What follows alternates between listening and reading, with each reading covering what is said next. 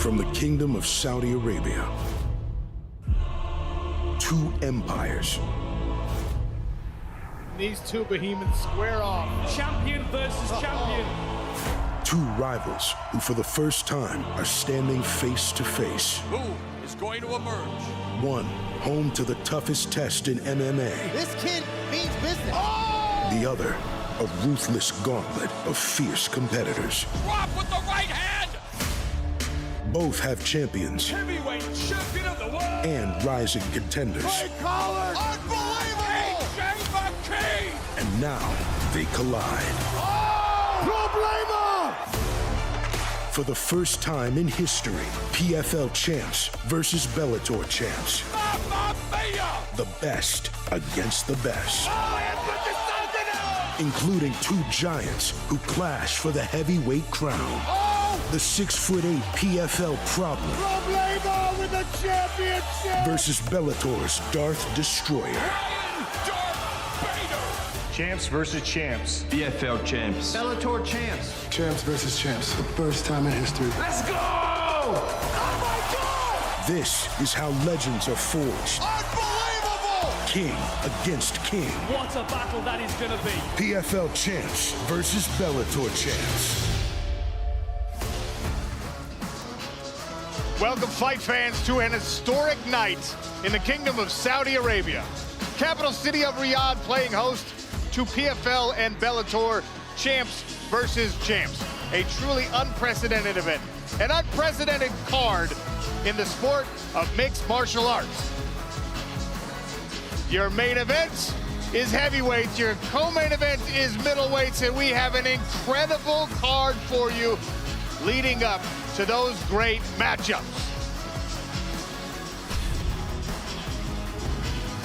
Sean O'Connell and Chael Sonnen and Randy Couture here beside the PFL Smart Cage. And fellas, I'm all sweaty. My palms, I'm nervous about this. It's going to be an incredible night in the Kingdom of Saudi Arabia, driving towards that main event, Randy, where we see Reina Ferreira, 2023 PFL heavyweight champ, against the reigning and defending Bellator heavyweight champion, Ryan Bader.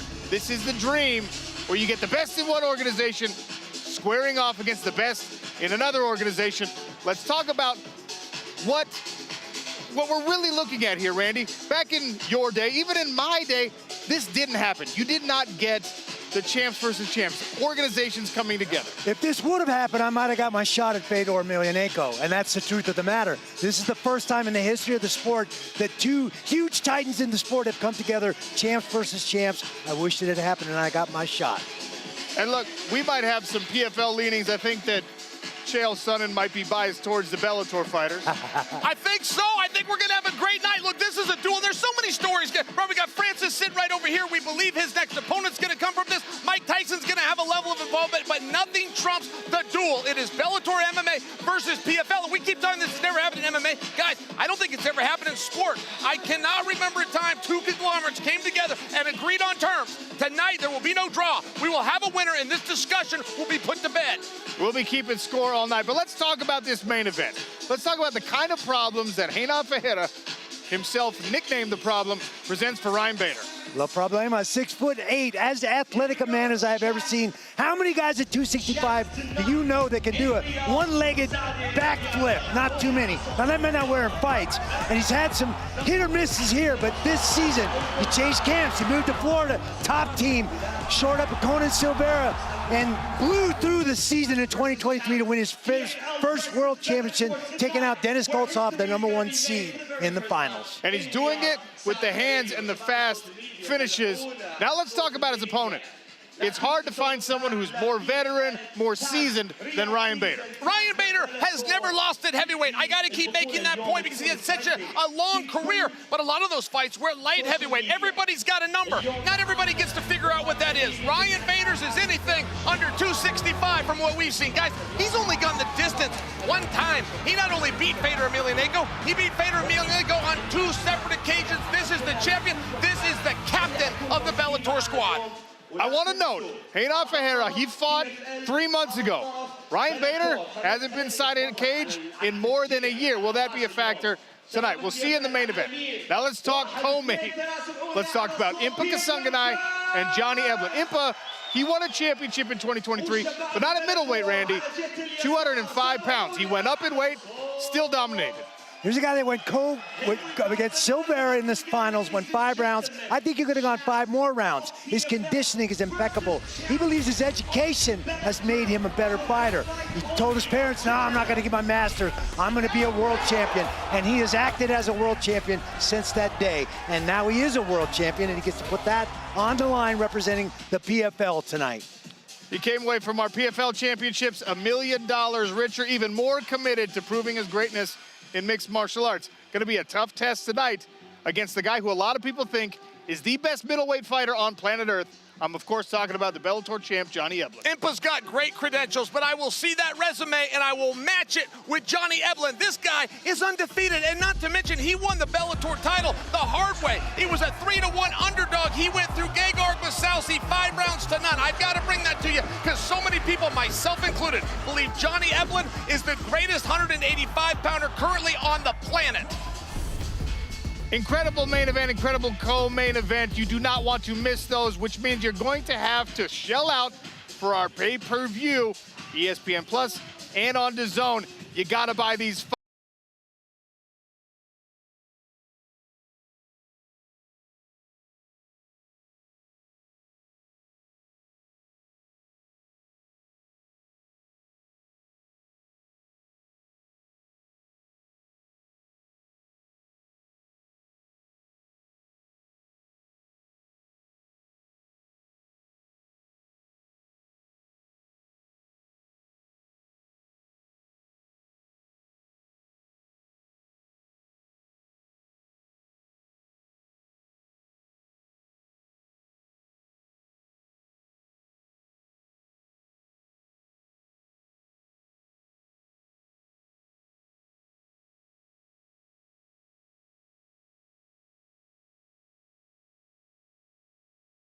This is brand new to the sport of mixed martial arts. This is brand new to any sport. It's a trophy within a trophy. A beautiful belt with a ring embedded inside. I really want one of these. I already have the belt. I do not yet have the ring. Randy, even with all of your belt collected, you don't have one of those. No, I do not have one of those. I want one of those too. They didn't make those when I was doing this either. And this thing, Chael's so strong, you can't tell. That is one heavy piece of hardware. Truly, I mean, we do the metric system over here. This thing's going about 5 kilograms, trust me. A beautiful, beautiful prize. Every single one of these fighters wants to go home with the belt and the ring that accompanies it. Also, I told you about the bragging rights. The bragging rights really do matter. We talked to the fighters in the meeting, and every single one of them wants to say, my organization is better. Bellator is better than PFL. PFL fighters say, we don't get the respect we deserve. Well, they've got their flags, and they're going to literally and figuratively plant the flag with a win tonight here in Riyadh at Kingdom Arena. It all gets started, though, with an early card. We'll get to the pay-per-view, but how about starting it off the right way? A couple of local Saudi fighters, rising talents here from the region. Then we get to Claressa Shields, her return to the smart cage. Biagio Ali Walsh, the grandson of Muhammad Ali, making a highly anticipated pro debut. And a rematch that is 5 years in the making. Henry Corrales, Aaron Pico. Last time, Corrales derailed the hype train that was Aaron Pico. Pico is eyeing revenge here tonight in Riyadh. We're here in the Kingdom of Saudi Arabia, which has become really the capital of the combat sports world. All the big boxing events are now happening here, and of course, for the first time, major mixed martial arts comes here. And Chael, it's a talent-rich region that is now exploding with enthusiasm for this sport. I love it, guys. Everything starts with a good rivalry, right? I mean, even on tonight's card, we got Saudi Arabia taking on India, and at the fighter meetings, this one was very tense. Even at the weigh-ins, when we did this ceremonially, Mike Tyson's out here, we got the loudest reaction, not for Iron Mike, but for these two athletes. They both got their countries here, and there's a lot on the line. Randy, obviously, there's a long history of wrestling and the grappling arts here in the Middle East. Those seem to translate pretty well to mixed martial arts. Wrestling is the greatest and oldest sport in the history of man for a reason. Look at our two main event fighters. Two very, very good wrestlers trying to go out and impose their will on their opponents tonight. Look, it's the biggest card in the history of the PFL and the biggest card in the history of Bellator. So we've got the best crew here, including the lovely and talented Amanda Getter. Look, Sean, I'm just going to say, I know you want that ring. You're not cool enough. Stick with your Star Wars socks. That's a conversation for another day. You're talking about the history that this card is making. It is historic for another reason. We have the very first women's MMA event in Saudi Arabia. Clarissa Shields going up against Kelsey DeSantis. So many people have questions about Clarissa Shields making her return to the cage. Of course, we know her as the boxer, the two-time Olympic gold medalist. However, she says for the past several months, she's been working on her ground game. That says she does expect to get the knockout tonight. Another fight with knockout power. For more on that, I'm going to bring in my very good friend, Josh the Punk Thompson, two-time world champ. Josh, we get the grandson of Muhammad Ali making his debut tonight. You got to talk to him earlier. What did he tell you? I just came from around the corner. He's done warming up. He looks clean. He looks crisp. He's on point. He looks focused. Look, this is the next step after his amateur career on being a professional. That first fight is always the most important because that leads you on to the rest of your career. This is opportunity to be great, just like his grandfather. Just like his grandfather, a lot of pressure there. We're going to see how it all unfolds. We'll send it back to you guys.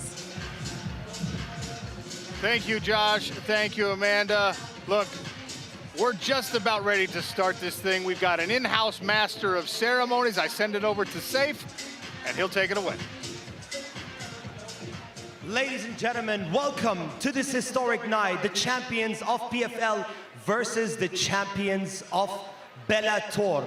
الحضور الكريم، الرجاء الوقوف في حال القدرة للنشيد الوطني للمملكة العربية السعودية.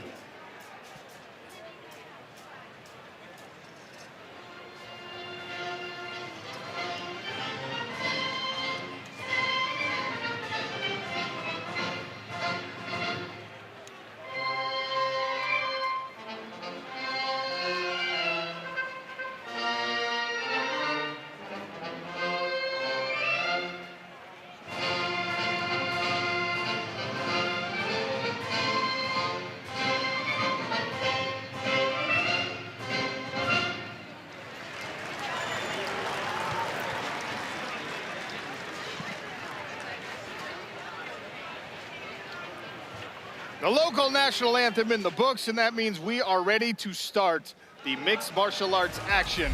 The first time ever major mixed martial arts has had an event here in the Kingdom of Saudi Arabia. We'll begin things in an amateur bout, catch weight of 129 pounds. That means three-minute rounds between Malik Basahel and Vinicius Pereira. Making their way to the PFL Smart Cage. In the blue corner, Vinicius Pereira.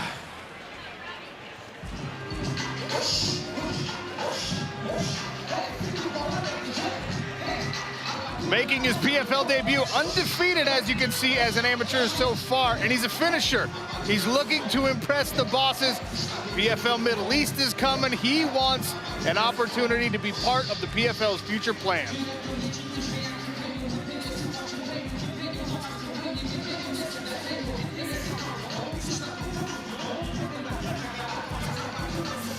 Interestingly enough, talking to Vinicius Pereira this week, he promised he would show Saudi fans something they've never seen before.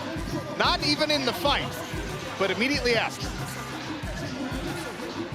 Vai significar para mim essa vitória tudo que eu dei no camp, tudo que eu me dediquei. Vou levar essa vitória para o Brasil, com certeza, sem dúvidas eu vou levar. Pretendo comemorar muito essa vitória lá dentro daquele octógono e vocês vão ver uma comemoração que ninguém nunca fez antes. And in the red corner,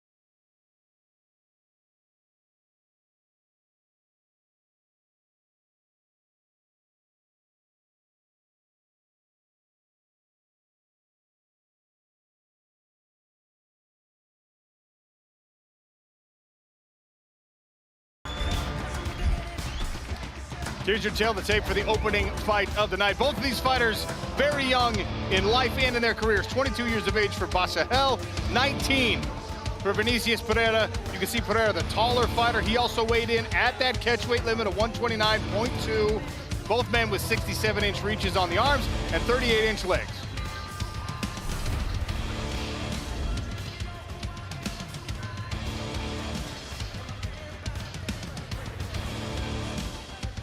Chael, give me these keys to victory. Well, yeah, look, for Malik, I think he wants to get to the body. And I got to tell you that only because he does his best takedowns from there. Also, his chain submission attacks. That's the only way that he can really weaponize pace. Not to mention, his ground and pound is on point. And please understand, I'm not telling you just go to the ground. He's got to pound when he's there. You want to tell me about Vinicius, or should I take it from here? I want you to tell me. I'm just here to bask in your knowledge. Oh, and let's look at things in reverse, which is Vinicius, avoid the clinch if you can. Anytime that's happening, he's going to want to use his shoulder to bump him up. He's going to want to strike, he's going to want to move, and of course, attack that lead leg. That's his best opportunity to slow Malik down. Andy Shepard, the voice of our PFL Smart Cage. Ladies and gentlemen, welcome to Riyadh here in the beautiful Kingdom of Saudi Arabia. And welcome to the Kingdom Arena, where tonight we are making history with this landmark Champions versus Champions event. And we begin tonight with a special amateur showcase bout. Introducing first, fighting out of the blue corner. He is a freestyle specialist and stands 5 feet 7 inches tall. He weighed in officially at 129.2 pounds and holds a perfect amateur record of 5 wins and no losses. Fighting out of Fortaleza, Brazil, Vinicius Morcego Pereira. And his opponent fighting out of the red corner. He is an MMA specialist and stands 5 feet 5 inches tall. He weighed in officially at 124.9 pounds. And in his 20-fight amateur career has built a record of 17 victories, 2 defeats, and 1 draw. Fighting out of Jeddah, Saudi Arabia, Malik the Storm Bashahel.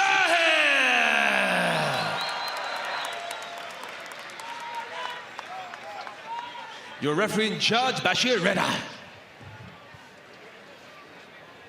Referee is equipped with our ref cam, which means we can go inside the smart cage for a closer look at the action. Malik Bashahel, he's in the blue trunks. Vinicius Pereira in the black. Round 1, fight!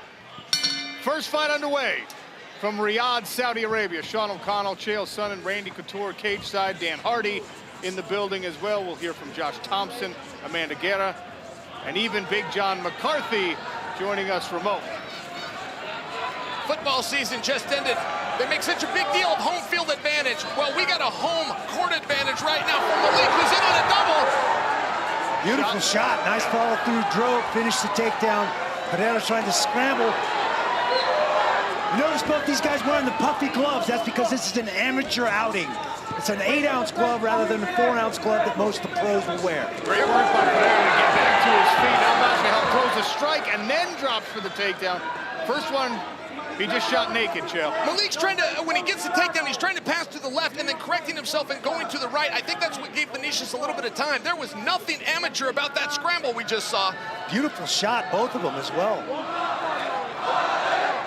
We talk a lot about the level of activity you have to be comfortable with if you want to make it to the PFL Global season. It's 4 fights in about 7 months. Nice right hand from the top for Malik Bashahel. This young man fought 12 times last year. 12 times. 11-1 in those 12 fights. 8 of those were finishes. He is not shy about activity.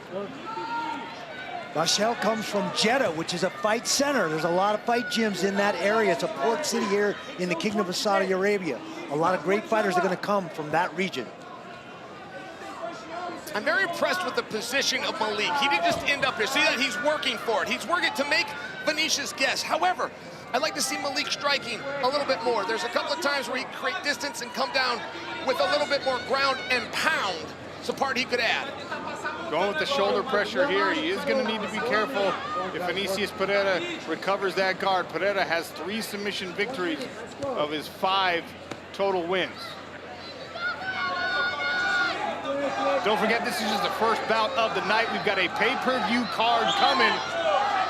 ESPN Plus pay-per-view in the United States. DAZN pay-per-view. Go to DAZN.com if you're part of our worldwide audience. If you're in the U.S., ESPN.com/PFL. Buy the pay-per-view. Reina Ferreira, Ryan Bader in our main event later tonight. That's it. Let some punches go now. Head up. Randy, I'm not clear on what Pereira's strategy is here. I understand what Michelle's trying to do, but Pereira has really just slowed the match. I haven't seen him try to stand up. I haven't even seen him try to lock submissions. I think Malik is trying to pass very different. You know, he's trying to work hard to pass. But... We will see round 2 in Riyadh, Saudi Arabia.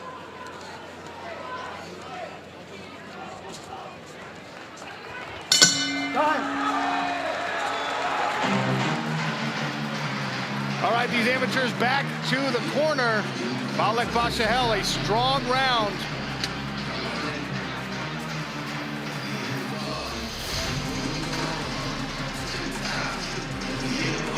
Chael Sonnen, what is Vinicius Pereira's coach telling him right now? I think first up, we know that Malik's going to come out with a takedown and specifically a double leg with his head to the right side. I'd like to see him push up. I'd like to see him scramble more. One of the great actions of the night was done defensively by Vinicius, but it seemed to take a little energy out, and I haven't seen him wanting to work that hard since. It looked to me like Pereira was trying to work a high guard. He was trying to climb up in that mission control position, and Michelle wasn't having it. He just wasn't going to let it happen. He worked hard to pass, and he made Vinicius continue to scramble there.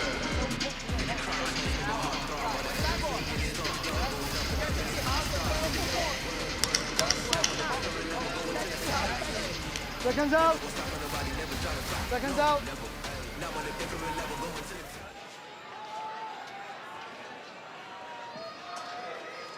Fighter, ready. Ready. Malek Bashahel, Saudi fighter in the blue. Vinicius Pereira all the way from Brazil in the black. Amateur showcase. You saw Bashahel start the round with that leg kick. Pereira throws the right hand to try and make him pay for it, offers a right kick back. Oh, high kick to set up the shot for Malek Bashahel. So important that he threw that high kick. I love that he worked his hands a little bit there, only to keep Vinicius guessing, right? We knew the double leg was coming, but you got to disguise it. He did a good job right there. Nice sweep by Pereira to get up off the bottom and create this scramble, get to the body lock.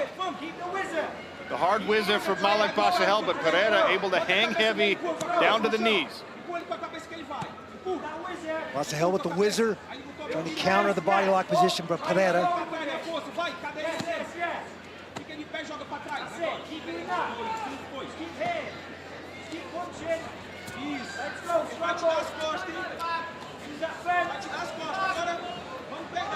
Bashahel wants to be careful here. Pereira is getting his back, got one hook in.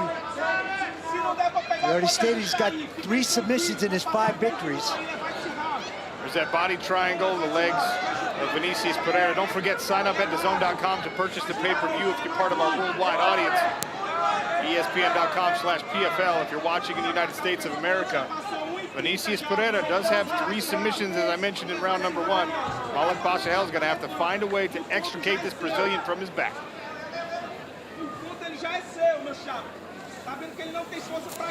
Michelle trying to get his back onto the mat there. That's going to be option number 1. Option 2 is just to turn. Get chest to chest with him, but that body triangle is fairly tight. Basahel's trying to go to the wrong side. He's got to switch and bring that locked in foot to the top side, and then he can turn in that lock.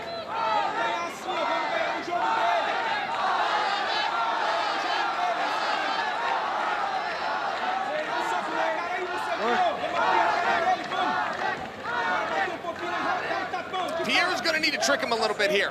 Maybe feint an armbar, maybe throw a few punches at him to distract him. But if he just stays in this position, I really feel that Michelle's going to be able to stalemate it. So maybe this, almost turned out, Bashahel did. Very tight body lock from Pereira.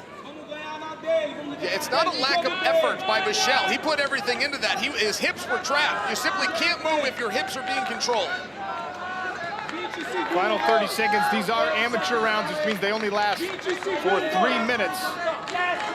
Bashahel once again trying to turn out. He's committed to it. He's committed to this one. He gets all the way, and now he's in the body lock guard of Vinicius Pereira, who eats a couple of left hands. Nice flurry from the top at the end here from Malik Bashahel. Good right hand. There's that ground and pound you were talking about, Chair.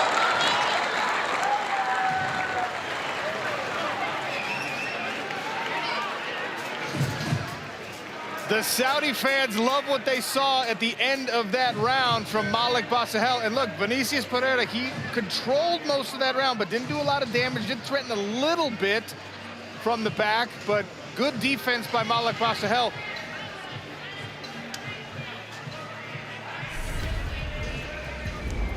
You see Malik Bashahel trying to find a way to get out of this or turn in this body lock, and there he adjusts the foot and is able to turn all the way around, and he unleashes the ground and pound to finish out the round strong.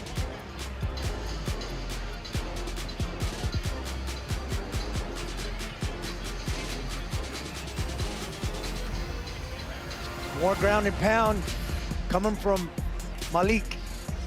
Best shot of the night was that very last right hand Malik landed, and now you got a simple math issue. We've got 2 rounds in the books for Malik.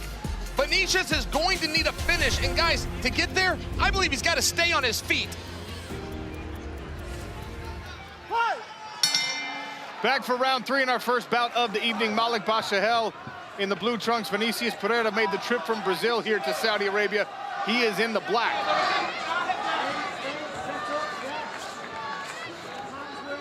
Switching in the stances here. Malik Bashahel trying to give a different look, potentially disguise another shot.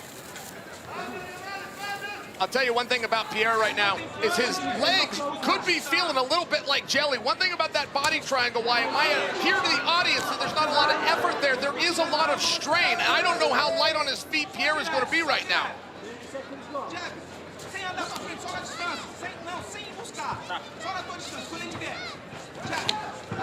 Lead hook, snatches the leg. Bashahel once again on top of Vinicius Pereira. You see the development even in fight there, because the first shot we saw in round number 1, he threw it, he shot from distance. He didn't disguise it behind any strikes. Ever since, he's improved on that. That's listening to your coaches. Punching his way into those takedowns. Very impressed with the wrestling and transition skills of Bashahel.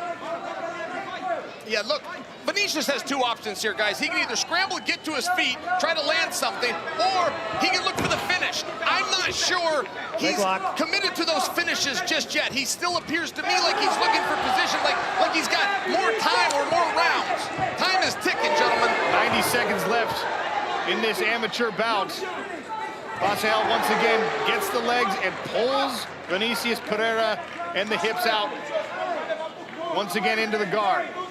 Malik Bashahel, still an amateur, as we've mentioned several times, but already 20 fights in to his mixed martial arts career. An extensive level of amateur experience. After a performance like this, if he can win, might be time to go pro.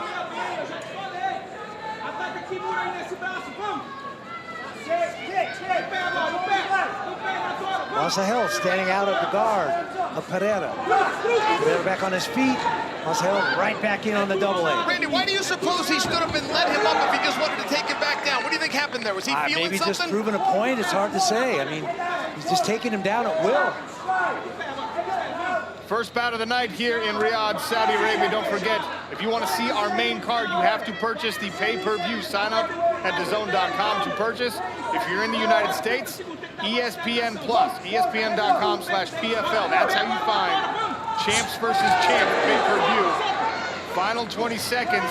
Good knee from Pereira up the middle, but it's Bashahel on the pressure once again. And we might have saw it right there, Chael. He let him up again, and he punched him 3 times as he stood up. Maybe that's what he wanted to do, to walk up into one of those big shots. Nice short hook from Bashahel. And a final shot. Malik was not completely comfortable in the stand-up, and guys, I hope he gained some confidence in that fight, because he did well. He landed when he threw the hands on his feet.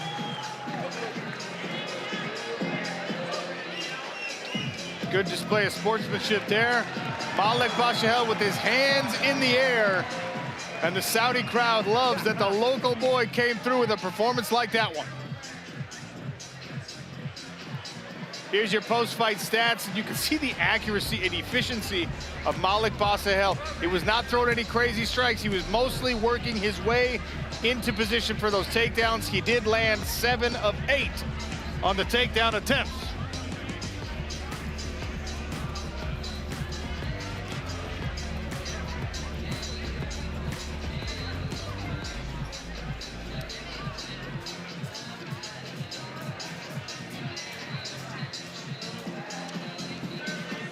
Our referee has both fighters in the center of the smart cage. And look, Jail, one of the things I always watch for when I'm seeing these amateurs who get an opportunity in a stage like this is, does the pressure affect them or do they perform?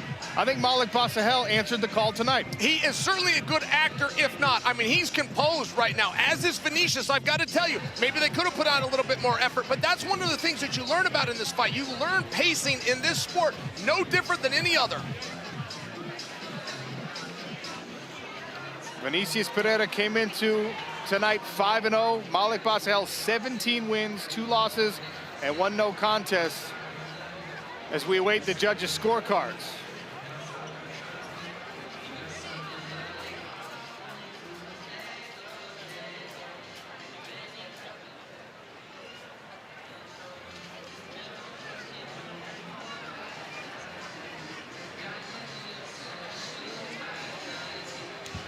Waiting for this judge's decision, I see Andy Shepard climbing back into the smart cage. Usually a good indication that the cards are in his hand.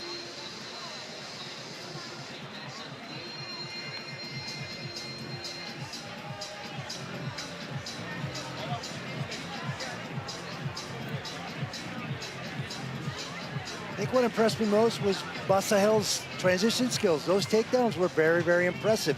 And I don't know if that was an indication of he didn't want to stand and strike with Pereira or he just wanted to prove a point. The voice of our smart cage, Andy Shepard, with the official decision. Ladies and gentlemen, after 3 rounds of action, we go to the judges' scorecards.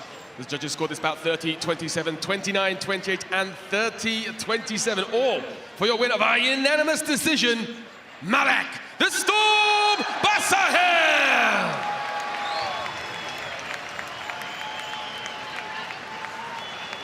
So Malik Bashahel, making his PFL debut, earns his 18th career win. Dan Hardy has the winner. Ladies and gentlemen, I am here with Saudi Arabia's own Malik Bashahel. My friend, how are you feeling after that performance? مالك شو شعورك بعد هاي المنافسة القوية ضد your opponent Vinicius? I felt good. He missed weight by 3 pounds, I think, so we had to make it catch weight, but a fight is a fight, and I came and tried my best. He said that he came in prepared. He lost a couple of punches. He missed a couple of punches, but he came prepared, and he's ready to take on the next fight. Malik, so you're the only amateur fight on this card, and we've had other great amateurs fight for PFL, the likes of Biagio Ali Walsh, who's turning pro today. You've had a lot of amateur fights. When do you think you'll be turning professional? في عندك كتير amateur fights. واكيد في عندك استعدادات للبرو فايتس القادمه، كيف انت استعداداتك لهاي البطولات اللي راح تحضرها ان شاء الله؟ So we signed as an amateur. We signed an amateur contract for 1 year. So this is my first time fighting amateur in PFL. So it depends on my team, depends on my coach Danny, who's here with me, and the team at AVT. When they want me to turn pro, I'll turn pro. If they want me to stay an amateur, I'll stay an amateur. هو اكيد مستعد زي ما حكى مالك، هو هلا مبسوط وفخور باستعداداته وادائه في الاماتشور، بس اكيد كله بيرجع للتيم تبعه. اذا التيم تبعه هو حابب انه هو ينتقل الى البرو كومبيتيشن، هو اكيد جاهز. Congratulations on a fantastic performance. بس حاب اشكر كل احد جاء تشجعني، اصحابي، اهلي، والاتحاد السعودي للمي. والله يعطيكم الف عافيه. هي زبل بس. Ladies and gentlemen, the Storm, Malik Bashahel. Malik Bashahel starts off for the hometown fans. Abdullah Al-Qahtani has already marched to the PFL Smart Cage twice. He makes his third trip tonight. The Ripper, Abdullah Al-Qahtani, the first PFL fighter to represent his home country of Saudi Arabia, a rising star from an emerging scene in the mixed martial arts world. Oh, that landed on the money. Al-Qahtani is just teeing off. Quick, sharp, laser focused. Beautiful striking on display from Al-Qahtani. Abdullah Al-Qahtani with a tight squeeze. There's the tap. Abdullah Al-Qahtani with a victory. I'm here with local favorite, Abdullah Al-Qahtani. What's it like to finally fight in your hometown of Riyadh? Hi. You know, now I'm here in Saudi Arabia, in Riyadh, in my hometown. I'm gonna fight in PFL. This is something big. All the people is here for me, and all the fans is here. You know, I feel great now. You're gonna feel that extra energy from the crowd. We heard them at the weigh-ins. You're the only person and fighter that got the pop at the weigh-ins. How'd that feel? You know, I feel like a good energy. I feel like a push to be the champ, to be to be the winner. This is something good. So your opponent's also a striker. You're a dynamic striker. I've seen your fights. Super aggressive. You walk forward and lay it all on the line. How do you expect this fight to go tonight? You know, I feel I'm the best striker in the world, and let's see who's the best there. Good luck. Thank you. Yeah.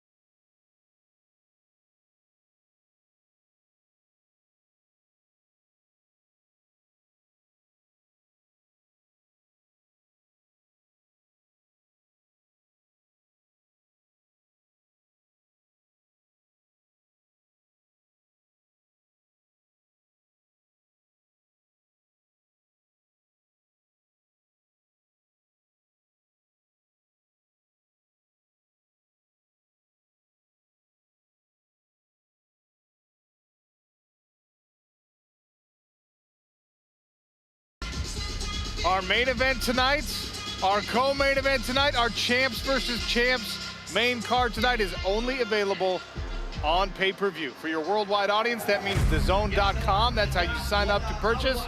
If you're watching in the United States of America, it's ESPN Plus or ESPN.com/PFL. Buy the pay-per-view and watch history made in the Kingdom of Saudi Arabia. Representing Saudi Arabia, One fight is out of the way.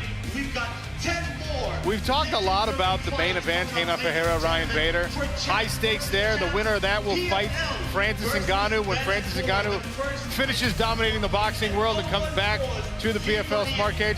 Great main event. Obviously, we just heard Amanda talking about Impuka Sunganai. Johnny Eblin, his opponent, is highly regarded. Regarded by, I think, a lot of people in and around the sport as the best middleweight in the world. He's still undefeated. I mean, he's a big-time star and had no hesitation in taking on a light heavyweight who was willing to fight against him. Yeah, I love everything that you're saying. Hey, the way we're opening this show up, AJ McKee, move for move, is probably the most talented guy that Bellator has. If you want to, who understands the punches, the kicks, the groundwork, it's AJ McKee.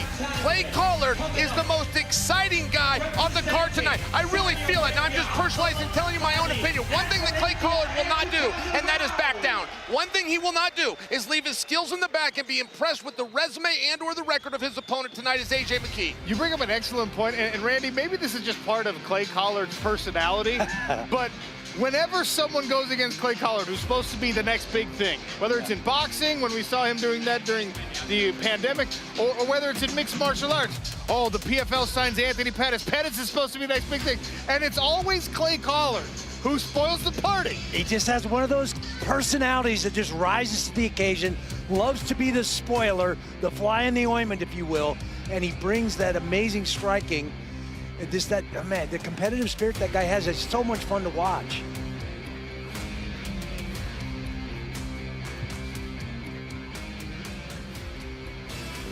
Introducing a first, fighting out of the blue corner, Educonda Rao.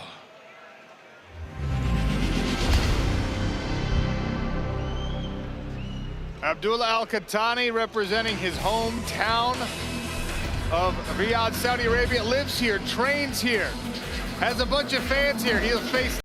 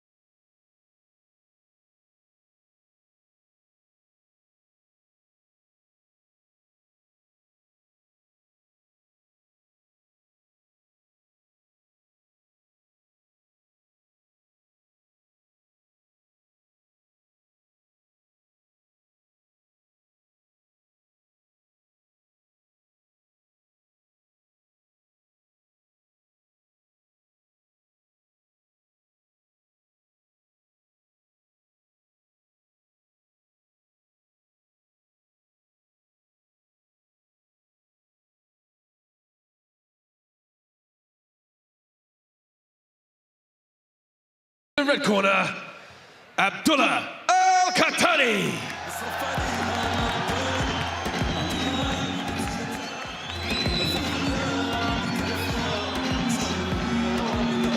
Abdullah Al-Qahtani waving the Saudi flag as he makes his way down the runway.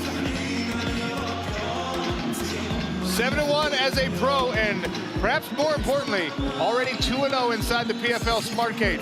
He's been on this stage, showcase fights last season, rose to the occasion both times, but doing it in front of the hometown fans, I imagine, feels a little more pressure tonight, Randy. Yeah, I think there's probably some butterflies going on, walking out here on this beautiful stage in this beautiful arena in front of his hometown crowd. He carries his whole community into the Smart Cage with him tonight. Every time I fight outside Saudi Arabia, but now, like, you know, it's like family. I need to let my family happy and let my people happy. It's something big. It's not just me. It's not me who fight in this fight. No, me and all the people, all the Saudis, all the Arabian, all people who love me. He gonna fight with me in this fight. They gonna put the energy and put everything with me. When I listen him to support me, it's something big. Let me to be the best. Yeah.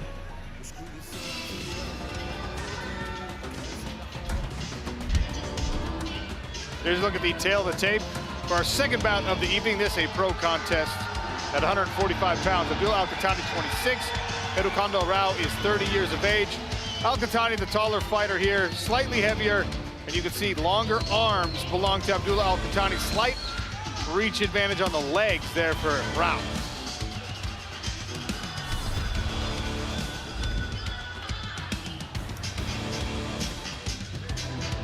Take a look at the keys to victory here once again, Chael Sonnen. All right, listen, for our hometown boy, we need ferocity. Okay, he does his best work when there's chaos and when he gets the takedowns early. If he can get on his opponent's back, he can finish, but he can also transition to a very beautiful armbar. And when you're looking at our guest, Rao, he needs to be ready for a fast start. I love how Rao fights in rounds 2. I love how he fights in rounds 3. I have not historically loved his start. He needs to also feint kicks. That's what's going to open up the hands. And if he does get put down in his guard, not waste time. He's got a habit of hanging on and holding. He needs to start a scramble.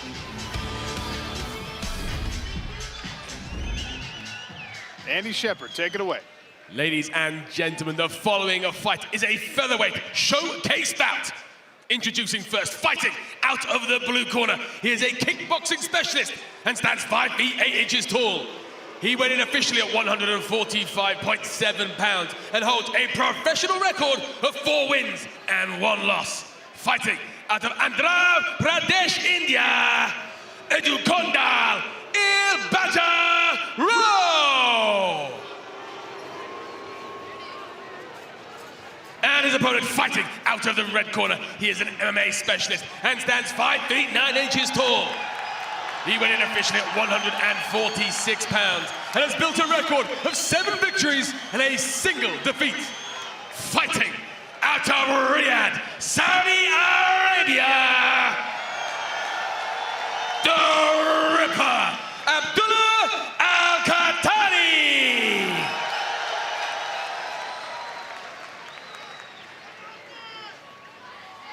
Your referee in charge, Brian Miner. Brian Miner to oversee the action. Abdullah Al-Qahtani is in the black trunks. Eduardo Rao is in the white. Good. Well, these guys can't wait to get at each other. Good.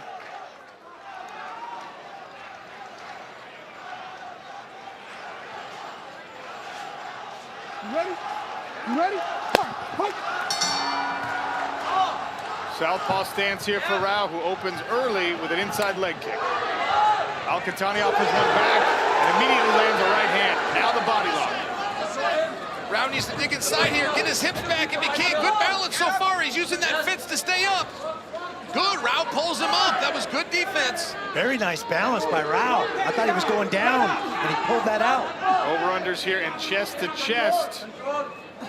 Al-Qahtani doing some work on the legs with those knees. Rao looked to step across for a toss, but thought better of it. Rao's last fight, you might find it interesting, was at 155 pounds. Yesterday, he weighed in for this fight at 145. He says he's on his way down to 135. There's the body lock by Al-Qahtani. Muscles Rao down to the ground. Now Rao trying to climb that guard up. John, when Randy would find himself in a top position like that, he would turn his opponent instantly, get their head touching the fence, and all of a sudden use that fence as a tag team partner. Al-Qahtani wanting to do that, but perhaps hasn't quite been shown the pressure from this position yet. Already a little blood from the nose of Eduardo Rao. Al-Qahtani with plenty of time to work on top. Nice job by Rao to slip that bottom leg out. It's like taking off a pantyhose and standing up. Al-Qahtani gonna stay right in the clinch, right back to the body lock. Hips by Rao. Frankly, that stand-up wasn't even done picture perfect. He just made it work. There was real good athleticism by Rao, and I'm glad to see him staying busy on bottom. Good strikes here by both men. Rao nice big leg kick. In an orthodox stance instead of that southpaw. Oh, nasty right hand at the end of the combination again from Al-Qahtani. Spinning kick just misses for Rao. If Rao is going to continue to favor those kicks, he has got to start doing what we call stone. Al-Qahtani's in trouble. Eduardo Rao dropped Al-Qahtani, who wrestles out of it to a top position. That was an opportunity for Rao. That was a missed opportunity. He's the one that should have finished this on top. Edu, he's bleeding. Edu, you got him. Edu, make him down from there. Couple of Elbows from the bottom for Eduardo Rao. Al-Qatani head on the chest, trying to recover still. Now gets some elevation. Not often you see the guy that gets dropped recover on top. I was thinking that too. I was thinking that from the judge's standpoint, referee Brian Miner says that's fair game. It was almost an illegal up kick. Al-Qatani is a grounded opponent on his knees there, so even the up kick from the bottom can be called a foul. Doesn't call it. It missed. Went right past Al-Qatani's face. The fact that he attempted it, it would have been a foul if it had landed. Sign up at DAZN.com to purchase the pay-per-view, scan the QR code. Go to ESPN.com/PFL. Pay-per-view card coming later. We are in the second bout of the evening here in the Kingdom of Saudi Arabia. Abdullah Al-Qatani, Saudi fighter on top. Nice hammer fist. Eduardo Rao once again closes the guard.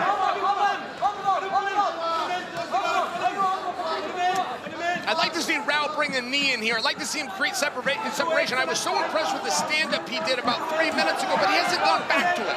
And this is one thing that I've seen him do in other fights. He'll waste a little bit of time on the ground. There's no time to waste, particularly now. All the way up, Rao. Look how exhausted he is.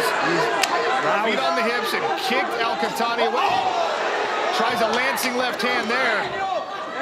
Big breaths here from Eduardo Rao, who goes chest to chest again.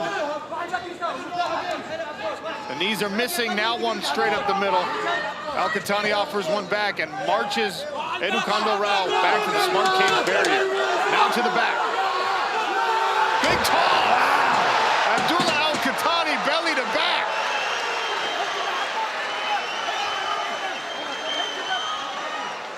Rao's still moving. I tell you, I see him on his feet. I get a little concerned here. I thought the energy was fading, but when it's time to scramble, he is still in this fight for now. Nice pass by Al-Qatani. Rao getting his legs right back in the fight, though.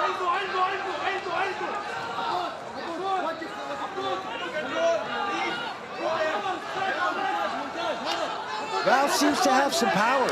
When he stood up and landed that left hand, that hurt Al-Qatani again. Didn't wobble him, didn't drop him, but definitely landed a clean shot. Final few seconds of the round. Interesting back and forth. And you can see a little fatigue on the face and body language of Eduardo Rao.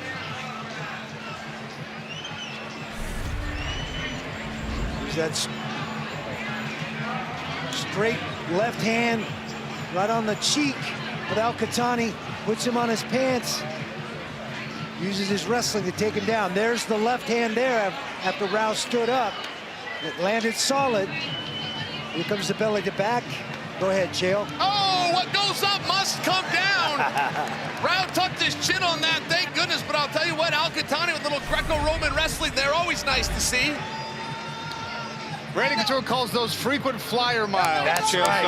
And you never know how the judges are going to look at that. I will just tell you from a personal perspective, I thought it looked pretty good. So an interesting round to score because Rao scored the knockdown. And then, of course, Al-Qatani recovered, spent a lot of time on top, did great work on top. Both men had their moments in round number 2. The referee needs to see that door is still open. All right, hey guys, I want to tell you one thing about Rao, just in case he comes out leg kick heavy like he did in the previous round, he's got to start stepping off line. Al-Qatani throws it straight down the middle every time Rao throws a kick, and Rao's the one that ends up paying for it. Couple of kicks, but not to the leg. Third kick of this round now for Eduardo Rao. Nice 1-2 from Abdullah Al-Qatani. Rao's still showing some signs of fatigue. He's got the wobble. Guys get tired. You see that little wobble in their legs and their head. A lot of grit here from Eduardo Rao. Oh, good trip. Nice. Very nice body lock trip by Al-Qatani. And some hammer fists now from Al-Qatani from cross-side position. He's thinking he can finish this. Al-Qatani's starting to open up a little bit here. Rao pulling pressure on the head. If Al-Qatani can get his head free, separate, get some space, he's going to need a little bit more power in those shots. to stop it. Nice elbow from the top. Abdullah Al-Qahtani taking advantage of the rule set change here. Rao doing a good job of getting his legs in the fight. Pulling guard. Now trying to climb with those legs. Al-Qahtani with the hammer fist. Hey, he's looking to get him out of here, Randy. How much energy does Al-Qahtani have? I mean, that's a lot of strikes. They accumulate, but for both guys. I think he sees the wobble, he smells the fatigue, and he's turning up the pace. That's exactly what I would do. Good left hand work here from Abdullah Al-Qahtani. Inside control. Cross body. Rao trying to stay in this fight, getting his legs back involved. Qahtani gonna need a little more separation for the power needed to get a TKO here, but I see what he's going for. I see that he thought there was opportunity. He tried to seize it. You can do very good ground and pound even from a guy's guard, but only if you create separation first. That begins with getting control of the wrist, and that's one thing Al-Qahtani's not doing. Hammer fist down the middle. Al-Qahtani might have heard Chael Sonnen cage side because he immediately grabbed that wrist. We talked to Rao about his nickname, Eel Badger. Badger not good enough, eel not good enough. He goes Eel Badger, two fearsome animals. A chimera of sorts. That was a classic explanation in the fight arena meeting.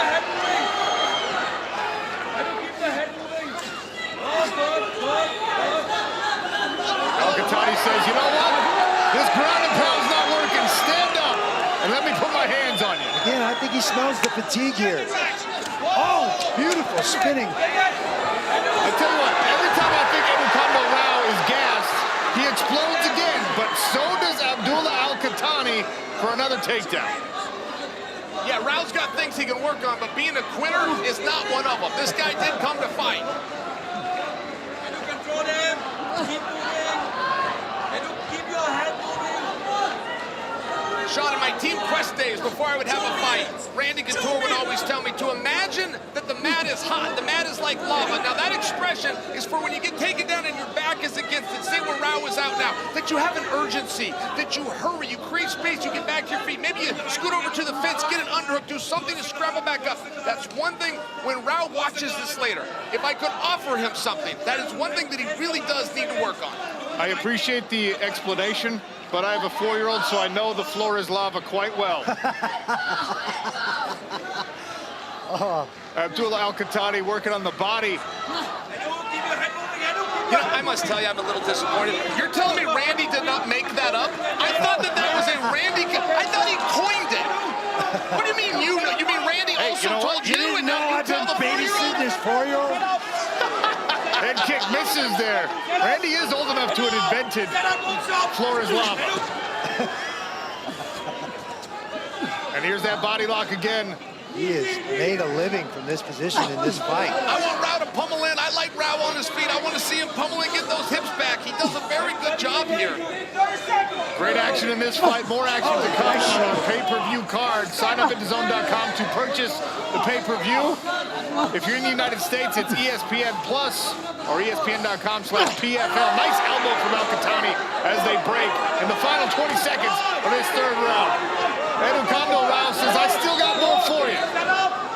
It's almost like drunken kung fu from Rao. He looks wobbly like he's going to go down, and then he rips a straight one right at your head. Well, he says he's an artist. Might be a little Jackson Pollock in his style. We will hear the final bell and get a decision.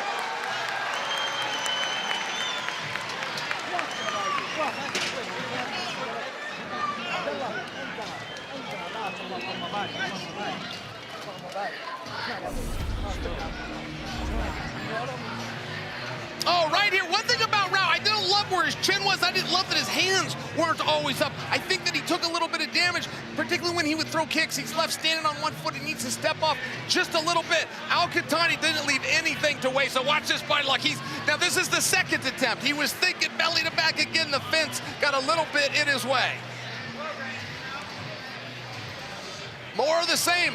Anytime they were stood up, you were seeing some exchanges. You would see Al-Qahtani close the distance as quickly as he could. And each time that Al-Qahtani was able to get his hands locked on his feet, he was also able to find a takedown.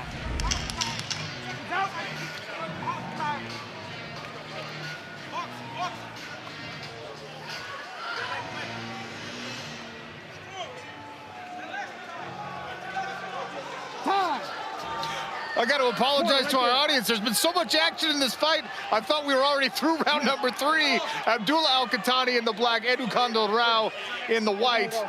Doctor checking him out.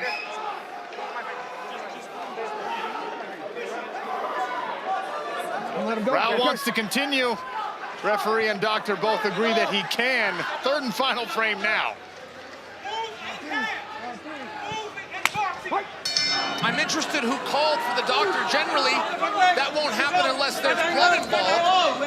Perhaps there was a poke in the eye that a corner wanted to see. And there, Al-Qahtani making it pay again. Rao has got to put that chin down. Al-Qahtani getting it nice and tight. Chill, I think it's the wobble we're seeing from Brown that caused the doctor to want to look at it. Nice left hand sneaks in, and the referee waves it off. A big finish for Al-Qahtani on home soil. That's the right call. Yeah, he was in serious trouble. Sean, I believe you called it exactly right. I believe it was the wobble. I believe that is why the doctor was there. We saw more wobble. We saw a stoppage. A lot of referees won't stop a mixed martial arts fight when they're on their feet. That was the correct call. Second knockout victory of Abdullah Al-Qahtani's career. Beautiful performance. Makes good on the hometown opportunity.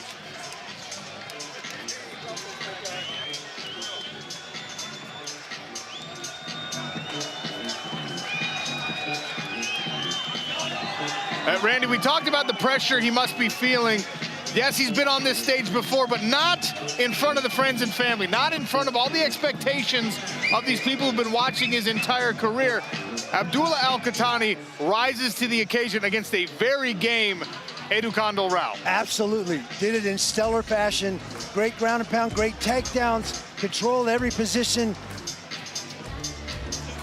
And look at the volume in these post-fight stats. Look at that, yeah. 166 strikes thrown. He landed 142, and the ground and pound.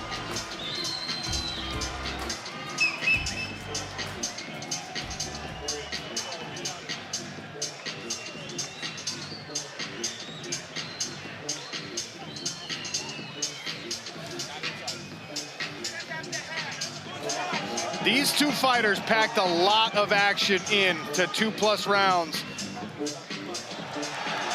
You want to talk about action? How about that? Mike Tyson in the building. You know what I really love? I love when a VIP shows up for the early portion of the card. That shows respect to the fighter. I fully agree with that. And hey, MMA has embraced Mike Tyson in ways that I'm not even sure boxing does. The guys love to see him. But Mike Tyson has embraced MMA as well. 100%. He's doing jiu-jitsu, he's training. 100%. He loves the sport. That's right. But I mean, the promoters, the guy, Francis Ngannou, I believe, is training with him, at least exactly paid right. a homage to him from admiring him, watching him as a kid. I just share for you. It's really nice. It's a really beautiful thing to see the relationship between the community and Iron Mike. Iron Mike's gym here is really, really cool. I got to go to the grand opening here for when Francis fought. Really, really nice gym. Okay, so I'm just keeping track of the legends at Kingdom Arena, our outdoor setup. We got Randy here, as always, okay? Dan Hardy is in the building. Josh Thompson is around. We got John McCarthy on the broadcast. Chael Sonnen is here. Francis Ngannou is going to be showing up at some point. Backstage in the corner, Vadim Nemkov, who we'll see on our pay-per-view card. We have Fedor Emelianenko. I mean, if you want to be one of the baddest men on the planet, this is the building you got to be in. You want to measure it? That's happening here. By the way, Randy, do you and Fedor get along? Have you guys ever said hello? Always, okay. absolutely. All right. Saw him at the weigh-ins and gave me a big hug. I know our community tried to get you guys to fight at one point, but yeah. I'm glad that you guys can also I be was civil. never that guy that had animosity towards anybody I fought, and he's not that guy either. So we always got along. Sure. He's a great guy.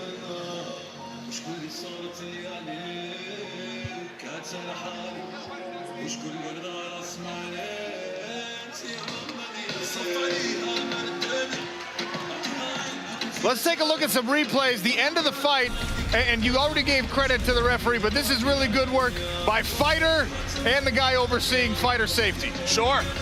No, Katani right here, look, he knew he had him hurt, and it's an effort issue. Do I want to play the game and run out the clock, or do I want to try to finish this fight? He made a very clear decision. I mean, he really put his foot down on the gas. There's our great referee, Brian Miner, and he's seeing the wobbling. He's seeing the damage being taken without a return by Rauau. The golden rule, you must protect yourself at all times. That wasn't happening. That is the right call. I'm proud of our referee for having the courage to step in and break that up.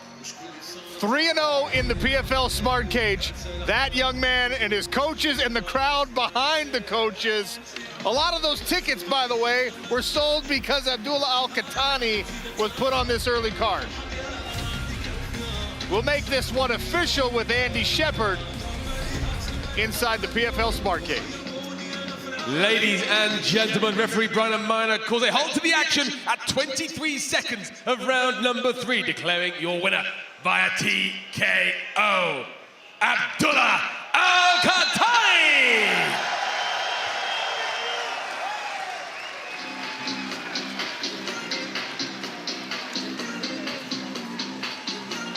Abdullah Al-Qahtani continues to impress.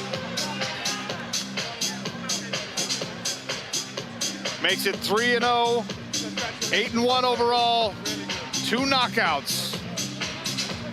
Dan Hardy is with our winner. Ladies and gentlemen of Saudi Arabia, I am here with your champion, Abdullah Al-Qahtani. What a fantastic fight that was, my friend. السلام عليكم سعودية. الحمد لله سويناه بين أرضنا وجمهورنا، اللهم لك الحمد. شكرا لوجودكم كلكم هنا، حمسوني وشجعتوني، لولاكم ما كنت وصلت هنا. شكرا سعودية. That was a really tough fight. He was a very durable opponent. Was that a surprise for you? Did you think you were going to be able to stop him first round? Look, I want to stop him in the first round, but I go like the plan with my coach and with my team, and yeah, you see what happened. And what about this event? What about being able to perform in Saudi Arabia in front of these amazing people? You know, I'm so happy here. I feel all these people, it's with me, like we fight like one-man army. Yeah. And what about mixed martial arts in Saudi Arabia? It's clearly on the rise, superstars like you on the rise. What's next for you? Yeah, what's next for me, maybe it's a surprise today. They're gonna say something here, and yeah, I'm in, and soon I will back in the cage and make something crazy like today. We have some good news to announce very soon. Ladies and gentlemen, Abdullah Al-Qahtani. Wait a second. I was not apprised of what that good news was going to be. Now I need to know. And Dan Hardy knows, right? I mean, they're kind of keeping something from us. How does Dan Hardy know, but we don't? That just seems backwards, but Abdullah Al-Qahtani, an incredible performance in Riyadh.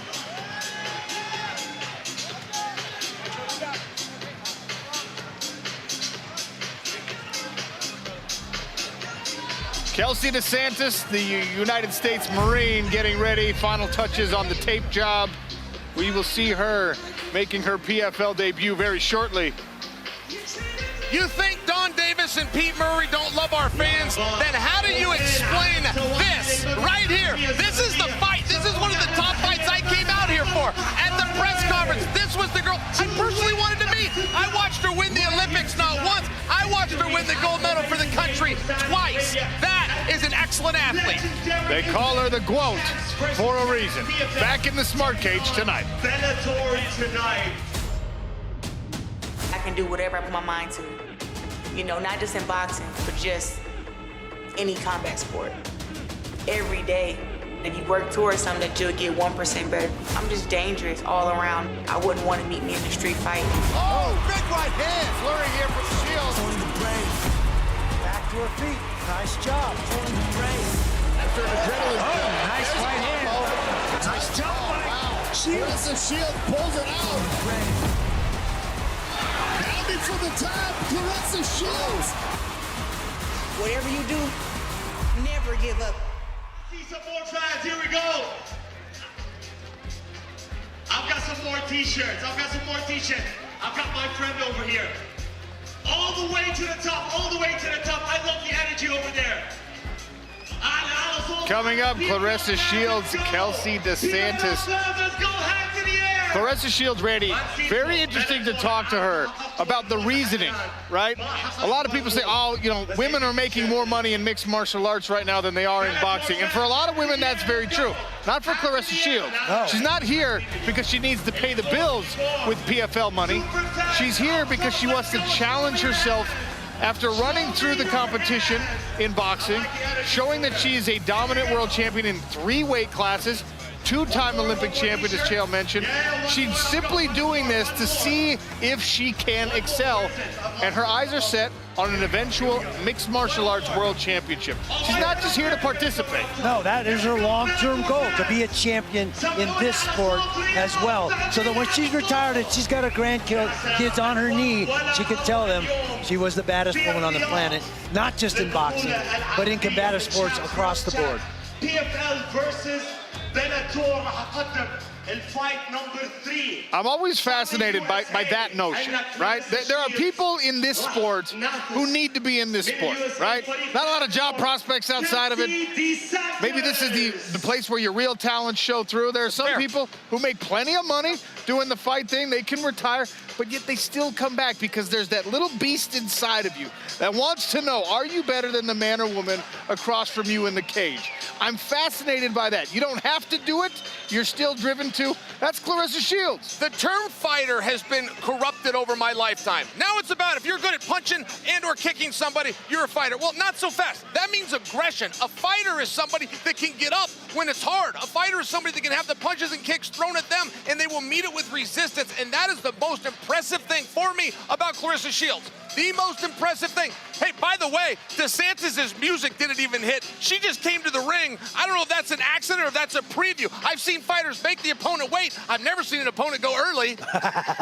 Kelsey DeSantis wants to be in That's here. That's a Marine right there. She just stormed the beach. Yes, right she did. there. Randy Couture versus Vitor Belfort. I remember where I was when Randy was standing in the ring waiting. We didn't know where Vitor was, but this is reverse. She went first.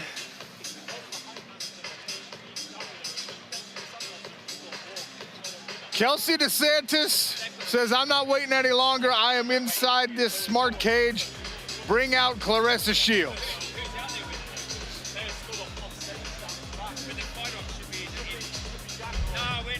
Making their way to the PFL smart cage in the red corner, Claressa Shields. Claressa Shields will follow the American flag. 2-time Olympic boxing gold medalist, 3-time 3-division champion in professional boxing. 1-1 so far in her mixed martial arts career. And in the fighter meetings, looked at us and said, well, you thought because I lost my last one, I was gonna tuck my tail and run away? Seemed actually upset that anyone would even entertain that thought.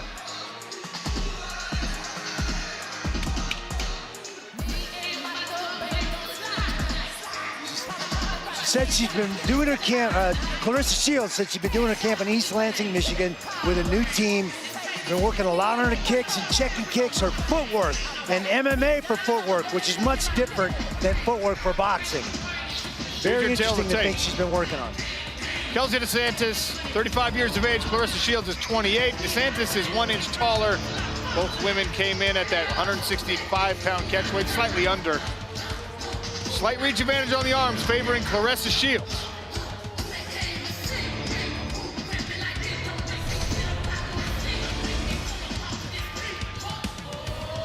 Chael Sonnen, give me your keys to victory one more time. Oh, Claressa Shields got to keep this on her feet. Look, to do that, she's going to need some footwork. Okay, she's going to need to avoid the clinch. Don't even get there. Keep your back off the fence. Don't forget, this is a world-class boxer. Her first punches are to set jump. It's that second and third shot that's looking to finish it. And for Kelsey, nothing surprising here. She needs to switch those stances, because what that does is it prompts Claressa to believe that a kick is coming, not knowing if the hands or the feet are coming. It's a big advantage that Kelsey's got. Not to mention, she needs to early weather the storm, particularly early. Claressa Shields is not happy about her last fight. She's looking to prove something in just a minute.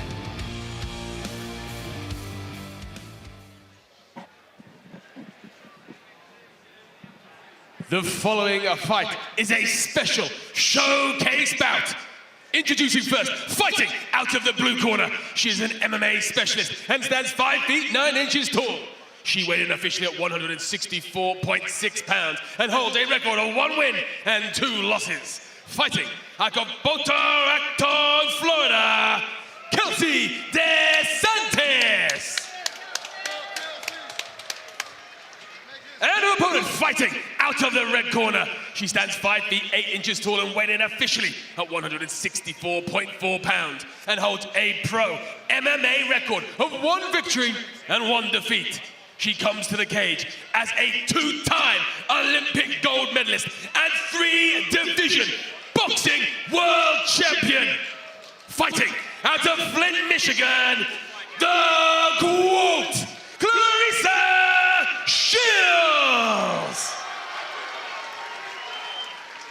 Your referee in charge, Kerry Hatley. Kerry Hatley will oversee the action. Claressa Shields in the blue, Kelsey DeSantis in the black and white. All right, ladies, this is what you work for right here. Ready? Ready? Let's go to work. Right to the center of the smart cage, no touch of the gloves. DeSantis pokes out a kick. This is interesting. Shields' footwork already is interesting, guy. Okay, now she's starting to move just a little bit, but she came out a moment ago and planted her feet. I think that little kick attempt got her attention. Randy, you and I both had Olympic fever. I mean, come on, we're looking at a 2-time gold medalist. This is something real special here in Shields, right in front of us. This is the 3rd fight I've seen Claressa fight, and she is very impressive. Her willingness to put herself in some uncomfortable positions in something she's never done before is very commendable.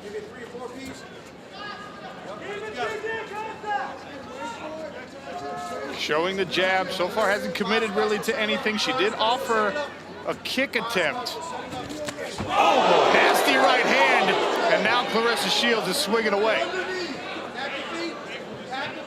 Fighting is all about range. She's got to find that range where she can get into those exchanges. Obviously, DeSantis is trying to stay out of that kicking range. Make sure Shields can't reach her with those hands. Claressa appears to be deliberate and not pumping that jab as much as she had in the past. It's almost like she maybe saw that as an opportunity. There's another good straight. DeSantis has the clinch. She needs to do something with it here, Randy. Shields did a nice job of framing off on the head of DeSantis and turning the tide and spinning DeSantis to the fence. And Claressa Shields made a point in the fighter meetings to talk about this. She says it's not just stand-up and not just groundwork. There's a 3rd fight in mixed martial arts that she had to learn about, and that was this: clinch work, cage work. It can be incredibly exhausting, and knowing what to do here is something that she prides herself on learning. Let's go, Kelsey. Wake up. Let's go. Good defense by Kelsey Claressa. DeSantis tried to step across. Shields negates it. Oh, and now throws a left hand up over the guard, offering some knees. Let's hear from Big John McCarthy. We haven't checked in with Big John. Big John, it's a totally different rule set for Claressa Shields. Is she adapting well in her 3rd fight? I think she's adapting beautifully. You don't see boxers going to MMA. You see MMA fighters going to boxing because that's part of what they train in. But right here is where Claressa Shields is in a position where boxers never want to be. Take a look where she's at and look at she's calm. That's the most important thing. Take your time, think yourself out of the position, and get yourself back to your feet. She's got the right side underhook, well, left side, correct side underhook, I should say. Her left underhook under Kelsey DeSantis, who now tries to work from the top. By the way, in this showcase bout, there will be no elbows. I do admire the calmness of Claressa. What's more surprising to me is that Kelsey isn't sensing the opportunity she has right here. She's not looking to pass from this position. I'm wondering if that's strategic or if a couple of those shots by Claressa got through and Kelsey's shaking the cobwebs. Either way, I'm a little surprised that Kelsey isn't looking to advance here. I would think this is where her and her team wanted this match to go. It would appear that she could, if she wanted to, slide that right leg through to a full mount potentially. Now pushing Claressa Shields back against the cage right in front of her own corner. We saw Shields in her first MMA fight against Brittany Elkin get fully mounted and stay very composed and find a way to work yourself out of that position to win the fight. Final minute of this first round, catchweight bout between Claressa Shields, who now is mounted. Kelsey DeSantis has 1 minute to work from this mount position. And here again, Kelsey is being deliberate. She's taking a deep breath. John McCarthy just said, stay calm, find a way out of a position. Kelsey's doing the opposite. She's staying calm. Okay, she's looking armbar. Here's an armbar attempt from Kelsey DeSantis. She fell back on it. Chris is pushing that toe. She actually wants to push the leg off of her head. DeSantis does have some good extension, but maybe her hip's not quite deep enough on the arm of Claressa Shields, who now... Claressa could just push up one more time and come all the way over. Close to getting out of there. Oh, that arm is bending a little bit the wrong way, but Claressa Shields refusing to tap. Now getting her legs involved, climbing over the head of Kelsey DeSantis in these final seconds of round number 1. Big threat from DeSantis. Don't kick the face. Do not kick the face. Stop.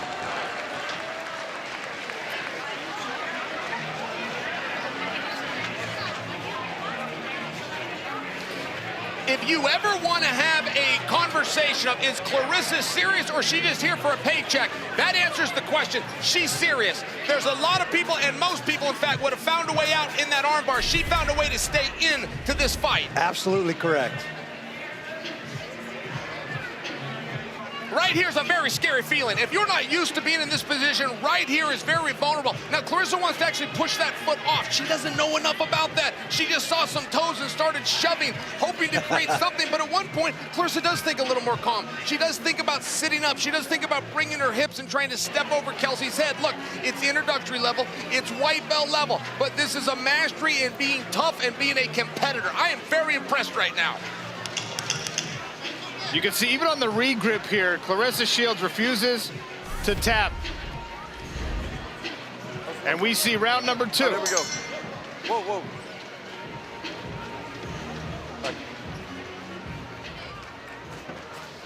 I'm going to guess you're going to see Claressa Shields let her hands go at the start of this round. One thing about Claressa that we learned in her first fight, those grappling exchanges tend to upset her a little bit as we open round number 2. It's Shields with right hand in the combination in the blue. Kelsey DeSantis is in the black and white. Well, Randy called that one right. I mean, Shields walking her down as well. Look, I'd like to see Shields if she could fight her. I'd like to see her keeping Kelsey's back up against the fence. Every inch of ground that Claressa gives is bad news. Every inch she takes is very wide. Nice sprawl.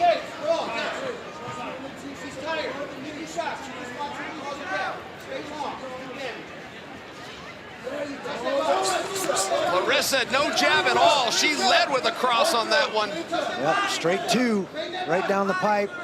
Randy, tell me about the mentality coming out for both of these fighters, because if you're Kelsey DeSantis, you want a body shot from Claressa. If you're DeSantis, you got Claressa Shields down where you wanted her, you got the tight submission attempt, and it bears no fruit. And if you're Claressa Shields, you got yourself in trouble and you survived. I mean, it's a different mindset for each fighter coming in. I think we're seeing the warrior spirit of Claressa Shields here. She didn't like where she was at in that first round. She was going to come out now in the second round and change that. I'm seeing a little fatigue in DeSantis, a little hesitation here. She knows where she wants to be, but she's not working to get herself there.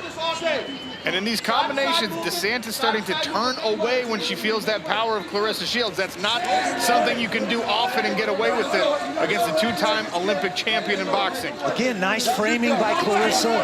DeSantis trying to get where she needs to be. Just misses with the big right hand. You can see the speed and power of Claressa Shields' hands. So far, Kelsey DeSantis able to avoid, though, the true knockout shot. Shields backing to the center. DeSantis backing to the cage. DeSantis wants to use that fence and try and trap her and try and catch her and knock her down, trip her again. Shields backing her out into the striking. I think Shields has surprised herself a couple of times. She's connected and almost not gone with the flurry. But I also have to admire that patience. When she dipped to the body, she came back upstairs. She's doing what she wants to do, and she's staying composed. That's tough. When you come from blocking back, another shovel hook to the body.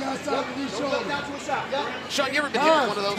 Right there in the body like that? Oh, my goodness. I have. A time or two. I didn't get hit often, Chael, but when I did, it hurt. Yeah, Sean's head movement was amazing.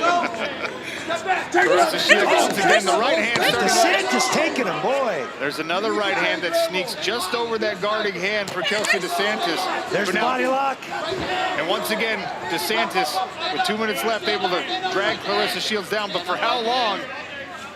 She's going to have to do something with it. By the way, these judges are not going to give her a round. I know we got 2 minutes left, but they're not going to give her a round just for position. Nice hand control by Shields. Did some real doing damage. a good job to stand back up. She's trying to use that hand control to turn and face her opponent. Kelsey DeSantis hanging heavy on the back, taking some deep breaths here. A lot of fatigue showing. 2 minutes left-ish in round number 2. Kelsey DeSantis is in the black and white. Claressa Shields is in the blue. And immediately on the separation, offers a right hand and a left hook. Well, you can tell Claressa Shields did a lot of work on the cage because she's really done some great things. Framing, scrambling out of some positions. Kelsey's a little high for my liking on her grappling attempts. A lot of stuff has been up around the head or the neck, even the shoulders. Need to see her down to those hips or lower. I could live with the thighs and the hamstrings, but she got to get a little bit lower on the body to control our Olympic champion. As you talk about control, you see Claressa Shields there. She grabbed the wrist of Kelsey DeSantis to prevent the locking of hands. Framing out again. Look for her to punch her way out of this situation. Framing the head. Offers a knee. She's turning into a mixed martial artist, guys, right before our eyes. Little dirty boxing there. Yeah, buddy. Kelsey's conceding that position a little too easy. Kelsey really needs to push Claressa's back up against the fence and keep her own off. It's a bit of a surprise. This is a grappling realm, guys. It doesn't have to be on the ground to be wrestling. They're wrestling on their feet. Shields on DeSantis' back now. Little duck under into the back. DeSantis able to get out of that position quickly. Under 30 seconds here in round number 2. Feature bout here on our early card. We've got a pay-per-view card coming up. Champs versus champs as Claressa Shields goes with the flurry and the body work again, this time with the right hand. Oh, those body shots are hurting her. And then the right hand came over the top. Kelsey DeSantis might be saved by the bell here. Wow. Shields. Dan Hardy is beside the PFL Smart Cage with a special guest. Ladies and gentlemen, I'm here with, well, the legend Mike Tyson. I'm so privileged to be speaking to you, my friend. First of all, what do you think of this incredible setup that we've got? Oh, I'm having a great time, Tan. The fighters are just exciting, and this is a hell of a fight right now. Do you like to see a boxer crossing over to mixed martial arts? I would like to see anybody fight. You just love fight sports generally. You're still into it as much as you used to be. Hey, I love fighting. I love two roaches fighting, anything that fight. My goodness. Ladies and gentlemen, Mike Tyson, what a privilege to speak to you, my friend. Thank you very much.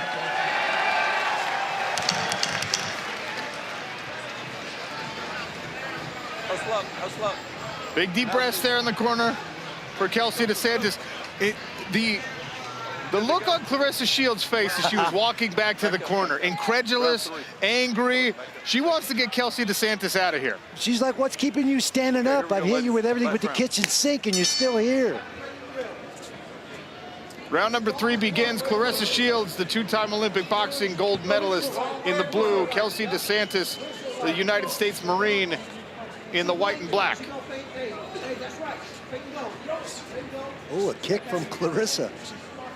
Now, that's not something I would have expected to see. And I like Claressa's idea of backing DeSantis up, but I'm a little surprised DeSantis is letting her. I'm a little surprised DeSantis is one, like she did in the first round, putting Claressa's back and shoulders against that fence. A little advancing here from DeSantis, but she gets backed up with that right hand again. On and off the track. Don't let her draw you towards the cage. Bring her back to the center of the cage. Windshield wiper, control the tempo. Claressa Shields listening well to her coaching. Coaches said, don't let her draw you back towards the cage. They don't want that clinch work. They don't want that dirty boxing. That's exactly what DeSantis is trying to do. That overhand right. Oh, boy, that was a big one, too. On the separation, she just threw that short overhand right up, right into the jaw of Kelsey DeSantis, who eats it for lunch and dinner. DeSantis is tough as an old leather boot. I mean, she is taking some real shots. Her face stays straight, man. She's playing poker out there, and she's got this straight face. I'm very impressed by that. Guys, I got to tell you, by the way, unofficial scorecard I'm keeping over here. I got this one apiece. This whole fight comes down to the next 3 minutes and 30 seconds. Good left hand on the exit. You see the footwork. She adapted it for mixed martial arts. And here's a flurry. Referee looking closely. Kerry Hatley. DeSantis is in trouble here. Yeah, and that body work in the first and second round is paying off. Look at the disparity in the strikes as we look at the fight stats. Claressa Shields has landed almost 80 punches. Kelsey DeSantis registering 0 on the meter right now. Don't forget about elbow. Great sprawl by Claressa. They get carried away. Kelsey, even to pull guard would be wise. And now she's controlling the hips a little bit. Kelsey DeSantis getting down to the hips. After a nice sprawl from Claressa Shields, nice work by Kelsey DeSantis to doggedly pursue that takedown. They're not on the ground, but DeSantis in the good position here. Nice hand work, hand fighting by Claressa. But now DeSantis. Got to be careful here. Mounted. Claressa Shields. This is a tremendously important position, guys. As we have less than half of the final round, I think they're one apiece. I mean, it really is important. You're talking damage. I get that Shields is doing well, but DeSantis has enough time here to possibly sway this one back. Well, you Not sure if she's got the energy to sway this one back. You made the point earlier. You're not going to get around just for position, just for control. After the first half of this round, where we saw Claressa Shields landing, if this fight is indeed tied on the scorecards coming in to round number 3, if you're Kelsey DeSantis, you have half a round to work and try to steal this round back. She's trying to set up the armbar again. I think that's too big of a risk, Randy. Yeah, she gives up top position. That's right. She's in mount. She's got the fence there. I think she's got a real opportunity to do some pounding. 90 seconds in round number 3. Feature bout on our early card. Pay-per-view card still to come. PFL Champs versus Bellator Champs. Super belts on the line. Notice DeSantis is allowing Claressa to stay in this position or to move her head towards the middle. That's opposite of what she wants to do. DeSantis wants to drive that head of Claressa into the fence. That'll keep her for the rest of the night. Randy, what's the advice to Claressa Shields in this position if you're in her corner with 1 minute left in this fight? You see what she's trying to do? She's trying to go to an elbow escape there, but she's trying to do it with her hand. She's got to switch her hips, get on one cheek, and push that knee down and find a way to get out of there. If I'm her coach, she's going to spend a week in this position after this until she feels very comfortable getting out of this spot. She made the switch to Murcielago Mixed Martial Arts up there in Lansing, Michigan. DeSantis with 30 seconds. Still on top. 30 seconds, Kelsey, 30 seconds. Pushing through some real fatigue. There's a lot of compliments I could give to Kelsey finishing this round here. But guys, I don't think she's done enough damage. I think she needs separation. Let those hands go, reach complete exhaustion, even in these last 10 seconds. Yeah, I think it's too little too late. Just getting to the mount isn't enough to win her the round, in my opinion. I don't think either of these fighters should feel overly comfortable that the judges saw this go their way. That's just something you can't always trust in mixed martial arts.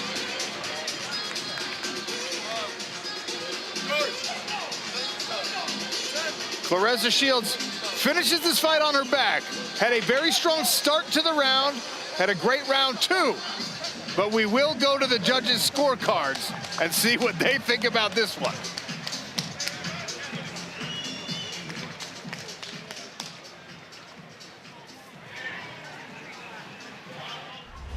This is about finding out who's the best of the best. PFL versus Bellator. Champion versus champion. To be the best, you have to beat the best. Johnny Edwards pouring on the pressure. Shot. Ice his hand. live from Saudi Arabia. Bigger, fatter, better than ever. The champion has been defeated! Only one king shall reign. Darth Vader! Wow! Wow! MMA greatness is on the line. Give me 2 more rounds of this! Seize the throne.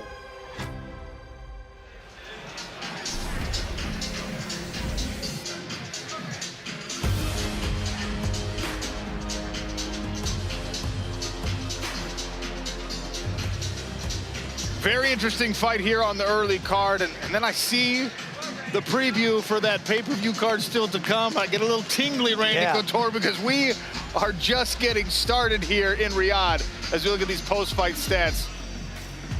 You can see Claressa Shields threw more, landed more. Of course, Kelsey DeSantis did score the takedowns. And the one stat we don't see there is either the first 2 females to fight in the Kingdom of Saudi Arabia right here, and that's history. Another stat you don't see, Chael, is the submission attempt, the tight armbar attempt from Kelsey DeSantis in round 1.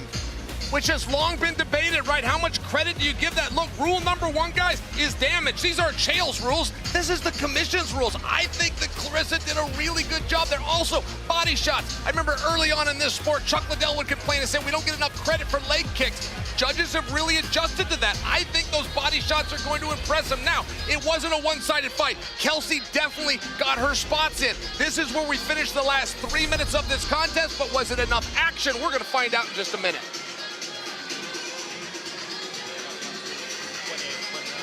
We're waiting for Andy Shepard to make his appearance with the judges' scorecards in hand. Can I give you a prediction? Can I make my guess? Because it's a close one. You know, I think Claressa won this fight. If I'm a judge, I got to give her round 3. I agree with you, Chael. I agree with you 100%. 1 and 2, I thought were pretty easy to score. They split them. Round 3 is hard to score, but I gave it to Shields.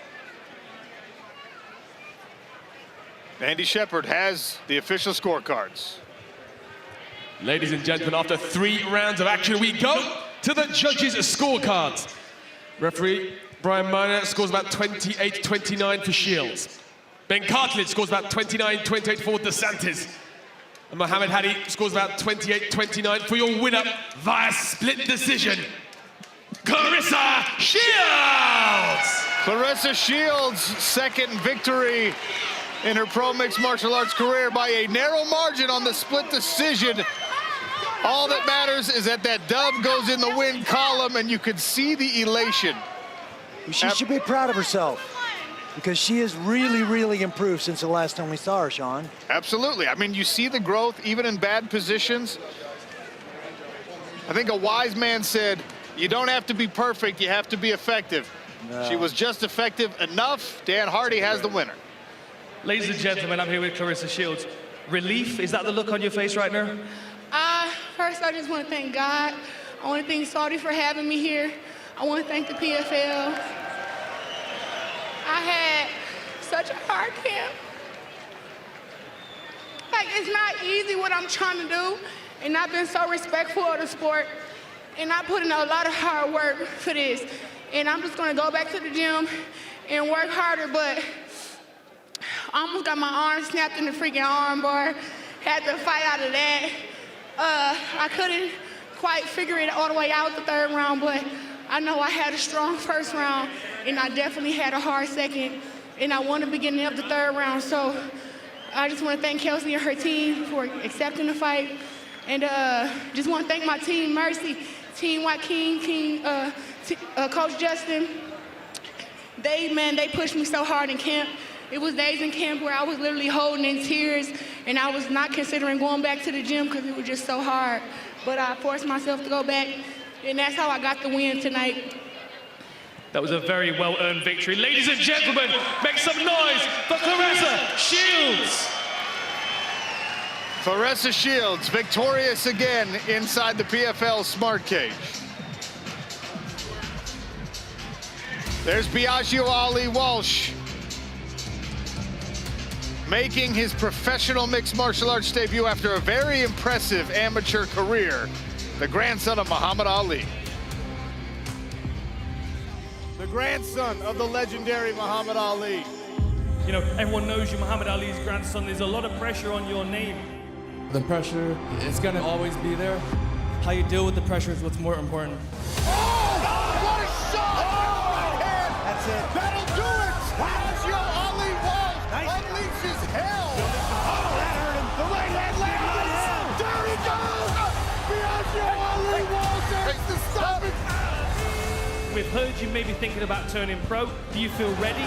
Oh! And that'll do it! Biagio Ali Walsh! My goodness. I'm gonna fight again, and then after that, I'm gonna fight again, and then after that, I'm gonna fight again. Make a name for myself. Oh! He's out! My goodness, what a knockout! I'm gonna make my own legacy. A superstar in the making. Biagio Ali Walsh.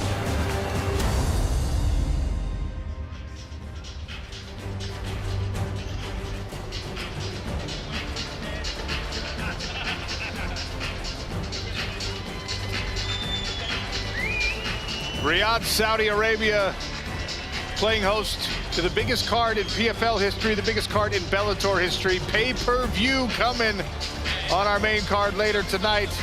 You can purchase that at DAZN.com. Sign up. You can also do it at ESPN Plus, ESPN.com/PFL. Make the purchase. The legendary night tonight happening for the very first time in Riyadh. Mubarak Lee al-Muhtarifa, Clarissa Shields, representing Team PFL tonight. Let's recap what we've seen so far here. First fight of the night, amateur catchweight bout. The local favorite, Saudi fighter Malik Basahel, wrestled his way to a victory here, Randy. Had a lot of really nice transition skills and takedowns to dominate this fight. A very competitive outing for two very, very promising amateur fighters. Bellator fans, are you with me tonight? Okay, I like it. The competition is heating up. We saw the judges' scorecards in that one. Malik Basahel improves to 18-2-1 as an amateur. Talked about potentially making a pro debut soon, but he's going to listen to his coaches. He's going to consult with the people who've helped him along the way in his career. مين راح يتنافس في المواجهة التالية representing PFL. So Saudi fighter wins, the crowd gets a little bump there, and then Abdullah Al-Qahtani, he's not just from Saudi Arabia, he's from here in Riyadh. And he had a tough test Chael Sonnen against Eduardo Rao.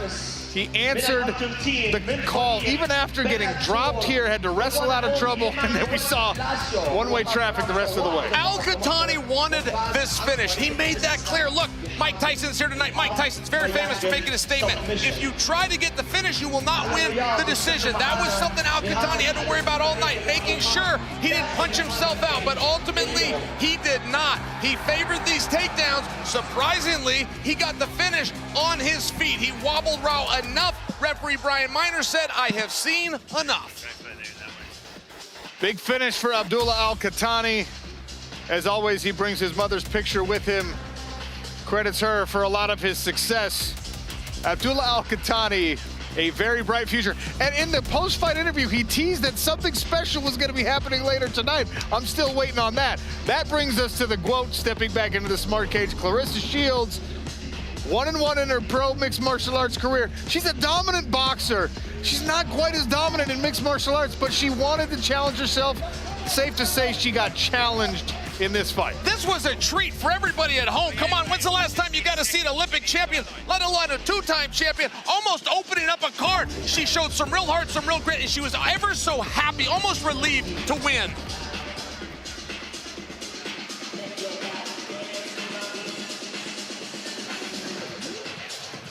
Sean O'Connell, Chael Sonnen, Dan Hardy now stepping in here at the broadcast desk. I want to talk about what we just saw from Clarissa Shields. This is a dominant world champion in the sport of boxing, all right? She doesn't have the moments in boxing that we just saw from her in mixed martial arts. She almost got her arm broken in round number 1. She had to fight back through that. She gets finishes this fight being mounted and punched. And you saw fighting back tears in a post-fight interview. That doesn't happen when she's boxing. She's embraced the suck, Dan, and I admire it. Well, this is the thing that's most fascinating, is that these are hard-earned victories, and it's probably been a little while since she's had one of those, especially in such a challenging environment. She showed some good things on the ground, but we're still seeing that development needed to be there. But that was great motivation to get her back in the gym and keep improving. Chael, I don't know if you know what's coming next. You're going to get excited when I tell you this. Come on, lay it on me. Lay it on me. The professional debut of Biagio Ali Walsh.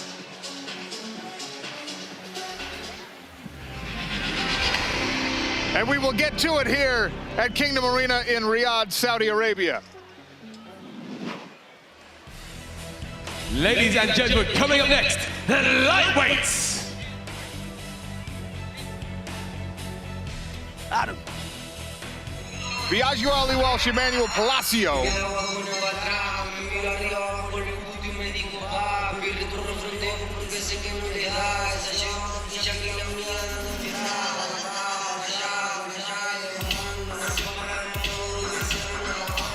Making his PFL debut, came all the way from Argentina.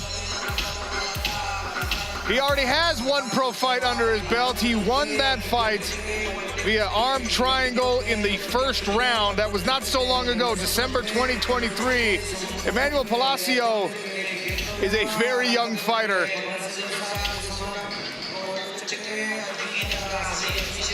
And in the red corner, Biagio Ali Walsh. Now, Sean, a moment ago when you were telling me the excitement for Ali Walsh, just to share with any new viewers we might have, this is Muhammad Ali's grandson. Now, he was a great football player growing up. He switched over to fighting. He's actually making his debut. He got a last-minute opportunity. He seized on it. He told people, I don't bring up my grandfather a lot because people wouldn't believe me. I look a little too Italian. Well, he's riding a streak of finishes, and that comes on the back of his incredible aggression. Now, it's not without risk the way that he fights, because he'll eat one to give you two. As you transition to the pro ranks, we'll see if he improves on that a little bit.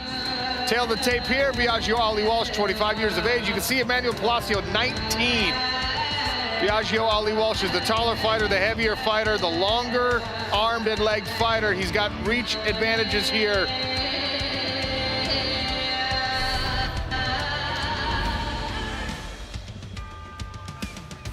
Chael, I don't want you to give me keys to victory. I want them from Dan Hardy. You know, he's done such a great job with them. So, of course, Biagio, he's got to stay composed with pressure. He was getting a little too overzealous in his amateur career. That's got to be something to fix. Building off the jab and damaging the lead leg will be a key. For Paseo, he's got to stay off the fence. The level changes under the punches will be a great threat for him, and then submissions from the top position. Andy Shepard is inside the smart cage. The following lightweight fight is a special showcase bout. Introducing first, fighting out of the blue corner. He is an MMA specialist and stands 5 feet 7 inches tall. He weighed in officially at 152.6 pounds and holds a record of 1 win and no losses. Fighting out of San Francisco, Solano, Argentina, Emmanuel Palacio. And his opponent, fighting out of the red corner. He is a striking specialist and stands 5 feet 10 inches tall. He weighed in officially at 155.4 pounds. And tonight, he makes his professional MMA debut. Fighting out of Las Vegas, Nevada, Biagio Ali Walsh. Referee in charge, Kerry Hatley. Kerry Hatley equipped with the ref cam. He can take us inside the smart cage for a closer look. Biagio Ali Walsh in the black trunks, Emmanuel Palacio in the white. 3 5-minute rounds at 155 pounds. Pro debut for Biagio Ali Walsh. Second pro fight in the career of Emmanuel Palacio. All right, gentlemen, here we go. This is what you work for. You ready? Ready? Let's go to work. Touch of the gloves between these two competitors. Ali Walsh claims the center of the smart cage. I like this steady start. Oh, straight in for a takedown. Wow, what power. Up and down, Biagio Ali Walsh goes. Emmanuel Palacio doesn't mind the groundwork, but usually prefers to be on top. And a debut versus somebody with a little more experience. Walsh, in the future, when he gets a takedown this close to his fence, will turn his opponent, try to get their head right against that fence, almost use it as a backstop, almost like a tag team partner if you get used to using it well. Palacio, not very active right now. I expected a little bit more movement from him. When I watched Palacio's other fights, he's got a pretty active guard. There's the scramble. Scrambles and sneaks out the back door, but right back into a clinch goes Biagio Ali Walsh. Battle for wrist control at close range here. Biagio needs to get that head position.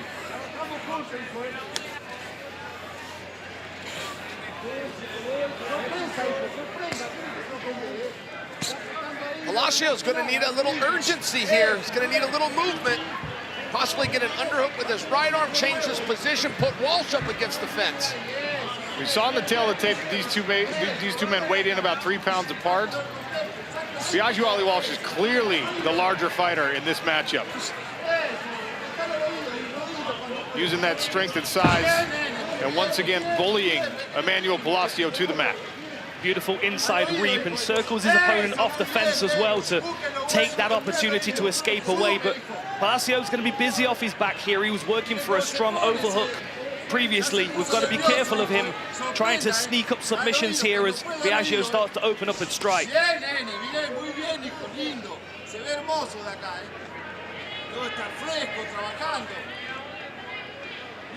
Tonight in this fight and from this position, Biagio Ali Walsh can utilize a weapon that his grandfather was never able to deploy in his illustrious career. Elbows are allowed in our Champs versus Champs card. That's a departure from our normal PFL rule set. We're back to the unified rules here. Biagio Ali Walsh talked about potentially using elbows. Walsh has surprised me. The body lock, the takedowns, the control up against the fence, it surprised me. However, I'm equally surprised at his lack of activity from the ground. Look, he's got to get that head off of his opponent's chest. Whether he wants to clear up the sit-up, we call this posturing, so he can get some power on those punches, or if he wants to pass, he's going to need to do one of the two. The referee is not going to let him stay in this position all night. 2 minutes left in round number one. Emmanuel Palacio hanging on the head, potentially looking to earn that stand-up from Kerry Hatley, who so far has yet to intervene in this groundwork. Also worth noting, this is the first time that Biagio's done 5-minute rounds as well, transitioning from his amateur career in threes. There's a nice elbow on the break.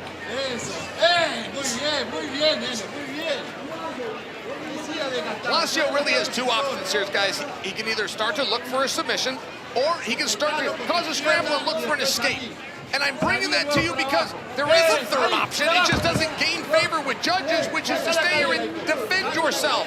Self-defense is a very nice term. If you want to win in this contest, if you want to win the smart cage, you're going to need a little self-offense, and that is what Palacio isn't doing so far. And he allowed Biagio Ali Walsh to advance his position to this crossbody side control. And heavy shoulder pressure. Dan, what's the strategy with Palacio grabbing and locking down on this head? I don't think he was expecting this game plan from Biagio. I don't think he was prepared to be fighting off his back at this early on in the fight. Anybody that's watched Biagio's amateur career, you can see the fast, powerful hands that he's been utilizing to dispatch his opponents. This is a very, very different version that we're seeing of him. Maybe he just needed to get this first round out of the way, get a couple of takedowns, maybe put that doubt in Palacio's mind that there is a grappling game on the table as well, and then that might open up his strikes in the second. Sign up at DAZN.com. Purchase the pay-per-view of our main card, Champs versus Champs. The super belt will be contested in our final 4 bouts of the evening. All right, here we go again. And Palacio again, not showing an urgency. Fine knee attempted there from Biagio Ali Walsh. Left hook landed from Palacio, who now starts to get to work with the hands. Another one lands. Stop. Uh-oh. That one was after the bell. Apologetic, Palacio goes back to his corner.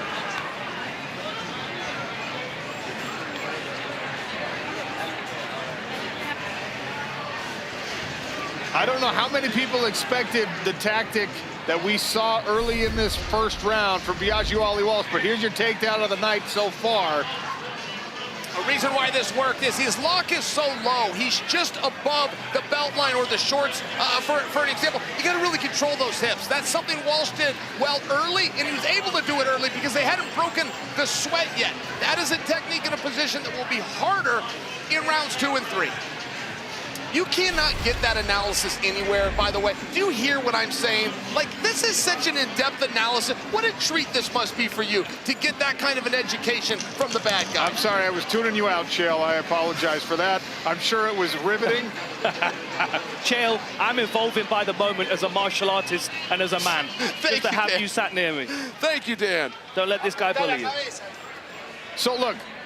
Guys, I have to ask this question. Did Dennis Davis and the camp at Extreme Couture say, you know what, Biagio, in your pro debut, we think you're a lot better than this guy. We want to see you bang some cage time. We want to see you take this guy down. Let's prove to people that you're a complete mixed martial artist. Is that what we saw in round 1? Because now the hands are going in round 2. Yeah, he's letting him go now, isn't he? And everything starts with that jab. That's that traditional, everything starts with the jab. There's the 1-2. Hey, if you can hit him once, you can hit him twice. Palacio did land another hook there, and that is something about Biagio Ali Walsh's style that I love, but I think that his coaches might not like so much, is he is willing to eat punches in order to give them back. Lovely calf kick, and nice. 2 punches on the break there. Nothing we've seen from Walsh tonight has been one shot at a time. It is punches and bunches. That leg is compromised. He's having a hard time kind of resetting the balance. They might have deadened his foot, that big calf kick. Fast hands. But Palacio offers a jab. At the end of every one of Biagio Ali Walsh's combinations, he's eating a punch from Palacio. Now, he's still landing more than his opponent, but he is taking some damage back as he tests that high kick. Palacio's not afraid to stay in that range. I'm being a little critical of the young man, but he's got a big career ahead of him. I'd like to see him a little more busy, throwing a little more at the wall. He elected to be in this position. If you're electing to be in guard, then I must believe as a viewer that you have a technique or submission you'd like to attempt from here. But that's not what Palacio did. He pulled guard, he grabbed the head, and he's staying still. Again, both of these fighters very, very early in their careers. Palacio came in 1-0 as a pro. Biagio Ali Walsh is making his pro debut. So you're going to learn some lessons in fights like this. Pay-per-view main card later tonight, available on ESPN Plus, ESPN.com/PFL. This is better work now from Biagio. Now he's pummeled his hands on the inside, taking them off the mat. This will open up opportunities for short elbows. The hand on the mat, the arm on the mat makes me nervous because there's overhooks there that can be threatened. I would like to see more activity from Palacio off the floor, though. Dan, I've never been coached up on how to referee a fight, but if a fighter elects, as Chael said, to put himself in this position, then he kind of hangs on for the stand-up. As a referee, are you saying, even subconsciously, I'm not standing you up, you put yourself here? I don't know. I mean, I think if the action slows down, the smart thing to do for the referee would be to stand them back up, and I think there's the first warning there. The reality is Palacio is feeling the power in the punches and elbows of Biagio. So anytime he's in this position, he's going to hold on to it and just close that space down. Stand-up happens. Just over 2 minutes left in round number 2. Right back to the heavy punches they go. Nice uppercut there from Palacio, but then he gets himself backed up and eats a combination from Biagio Ali Walsh. A flying knee, wow. Of all the things, we saw a body lock, then we saw head kicks, now we've seen a flying knee from Walsh. Really looks very good. His composure is on point. Guys, by the way, there's intangibles such as pace. How hard can you push? Walsh really doing a good job of showing his level of fitness for this fight. Got to be careful of that guillotine. Palacio's got one arm in, but it does seem to be under the neck if he can reach his hands together. Biagio looking to hand fight here. Palacio doesn't have control of Ali Walsh's hips, so he's going to have to abandon that. And now into the half guard for Biagio Ali Walsh. We'll see if he can advance further from here and do some damage from the top position. So far has had some trouble tonight doing so.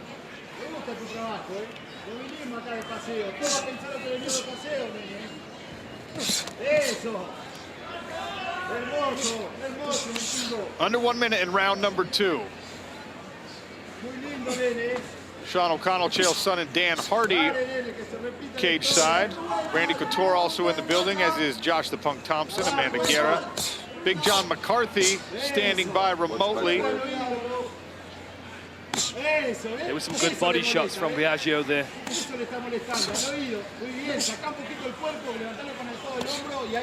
Palacio's being active, but he doesn't even have his half guard closed here. Biagio is sitting on that leg, making it very difficult for him to move his hips at all. Dan, I do not believe that Palacio is fatigued. I don't think he's reached exhaustion. However, he's fighting as though he is. He's fighting as though he's worried about using too much energy. I feel like he's got more left and not enough volume. Final 10 seconds of round number 2. Biagio Ali Walsh will finish this second frame on top of Emmanuel Palacio.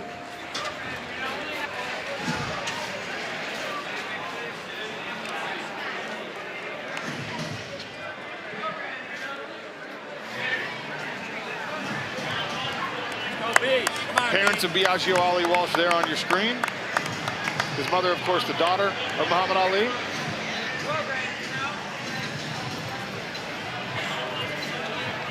Wearing the expression that I imagine a lot of fighters' mothers wear while they're watching their son or daughter fight. Real concern in her eyes. That definitely told a story right there. Very cool that mom and dad came out, though, to support him in his pro debut.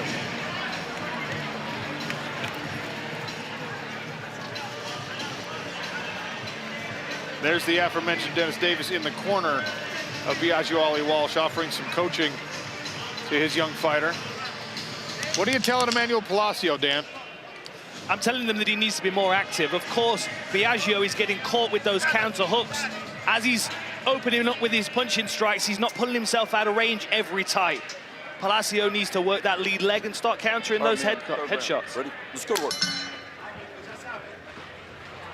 Quick hug to start round number 3. Display of sportsmanship here and the Kingdom of Saudi Arabia. Yeah, heavy leg kick. Display of sportsmanship. I mean, I've seen the round 3 hug, but it's when we're like having a war or we're split one apiece. Palacio has lost 10 minutes of a 10-minute fight. Wow. Beautiful timing. The explosiveness on those level changes from Biagio Ali Walsh shows you something of his background. He was an elite college football player. It's just a tackle. It's just a form tackle, Chael. And what position, by the way?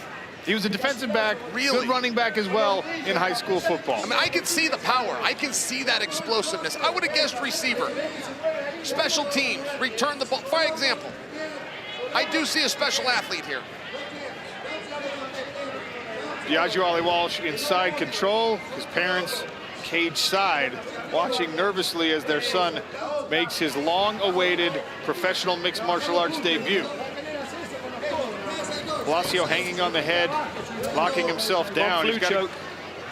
Potential Von Flue choke here if Biagio gets his hands together and applies that shoulder pressure. He thought about it for a moment. It's one of those chokes, Dan, that if you don't practice it a lot, it's kind of hard to get the right angle and pressure. Very true. But as soon as a fighter gets their arm stuck, as you can see, Palacio's left hand is stuck with the glove. Biagio should be able to pressure into his face with his shoulder here. Beautiful control, though.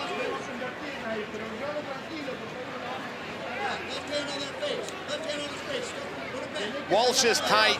You'll notice where his knee is in relation to his opponent's body. That's so that he can hold the position. That's so that Palacio can't regain guard. Creates a little space. First thing Palacio does, bring that knee in, get back to full guard. Our main card tonight, available only on pay-per-view. DAZN.com, if you're part of our worldwide audience, to purchase that pay-per-view. If you're in the United States, ESPN Plus, ESPN.com/PFL. Go purchase the pay-per-view so you can see a main event between Renan Ferreira and Ryan Bader. Winner of that fight will welcome Francis Ngannou to the Smart Cage when he returns from boxing to the sport of mixed martial arts. So the stakes in our main event ratcheted up this week when Francis made that announcement. Feel like we're going to get either a warning or a stand-up straight away in a moment.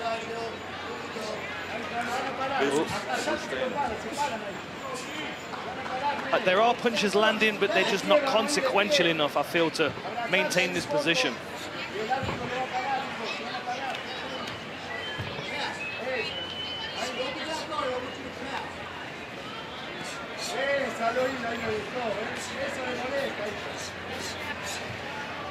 Let's go. Here's the stand-up. No doubt we're going to see Biagio open up with his hands again, and he started to step in with some hard elbows as well. He was doing that in the second round. There's the calf kick into a body lock, takedown, scrambles to top position. Palacio back in with Biagio in his closed guard. When you have a fight for 3 rounds and you're stood up twice for inactivity, that's not great. That's not a wonderful sign where you're going to be excited to see Ray Sefo or Dan Hardy in the back and say, hey guys, how did I do?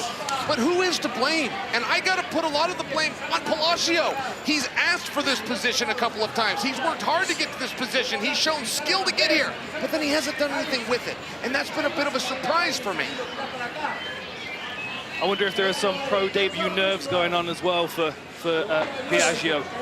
Understandable that both of these fighters on a stage like this, good elbow there from the top, would feel some nerves. What you don't want is you don't want a fighter feeling like, hey, if I can just hear that final bell, if I just don't get finished, it's a moral victory of sorts. That's not how we do things here in the Professional Fighters League.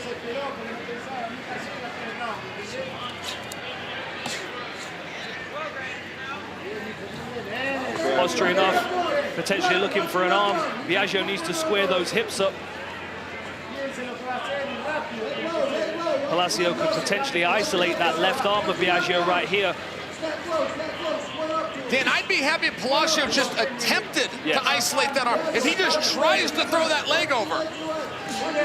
Right now, it's 5 inches. Just try to throw it over. Please, here we go. I'll count that as an effort. I even like the strikes from the bottom. Since the unified rules were changed, people have been winning fights off their back with strikes here. It won't happen for Emmanuel Palacio tonight. Biagio Ali Walsh finishes round 3 on top.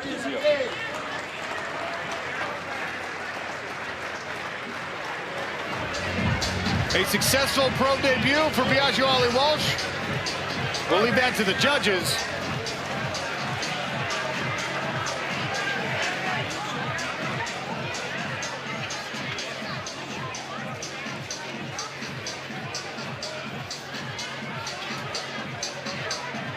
You can see from the body language there by Biagio, not necessarily the performance he expected of himself, but barring any major surprises, he will improve to 1-0 as a pro. Sure. Hey, it was grindy.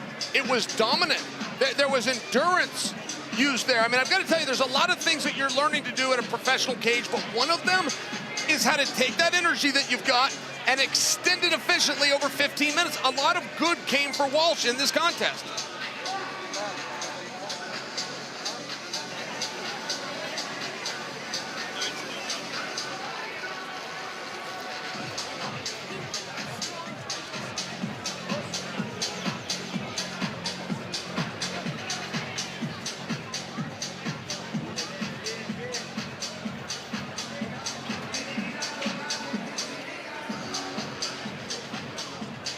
Biagio Ali Walsh, Emmanuel Palacio, 3 5-minute rounds. We go to the judges' scorecards. They are with Andy Shepard. Ladies and gentlemen, after 3 rounds of action, we go to the judges' scorecards. All 3 judges score this bout 30-27 for your winner via unanimous decision, Biagio Ali Walsh. Mom and Dad happy. No surprises from the result there. Biagio Ali Walsh, 1-0 as a pro. Extends his win streak as we march closer to our pay-per-view card.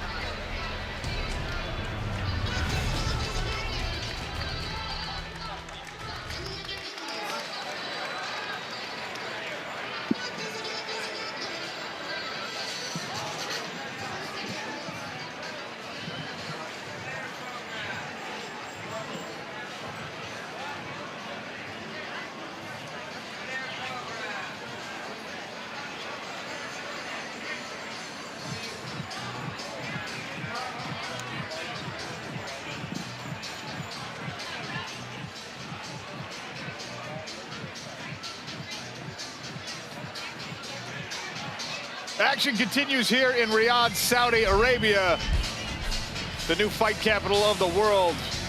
It's PFL champs and Bellator champs. This is the final feature bout on our early card, a rematch. 5 years in the making, Henry Corrales and Aaron Pico.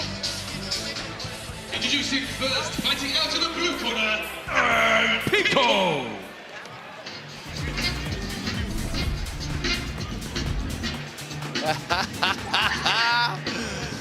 All right, this is the ultimate competitor. Guys, nobody ever came into this sport that I personally have seen. I've been watching since '93 with as much hype around him, as much potential. He debuted on pay-per-view at Madison Square Garden. My goodness, Aaron Pico almost made an Olympic team when he was a senior in high school. He was offered a full ride by every college in the country. He told them no and instead signed with MMA. And in the red corner, Henry Corrales. Chael, excellent job setting the stage, painting the picture of the hype train that accompanied Aaron Pico into this sport. The man who did a significant job of derailing that hype train walks down the ramp right now. Henry Corrales, the first time these two met, after a furious start, after being dropped with a beautiful Pico uppercut. In a short combination, finished Aaron Pico the last time these guys fought.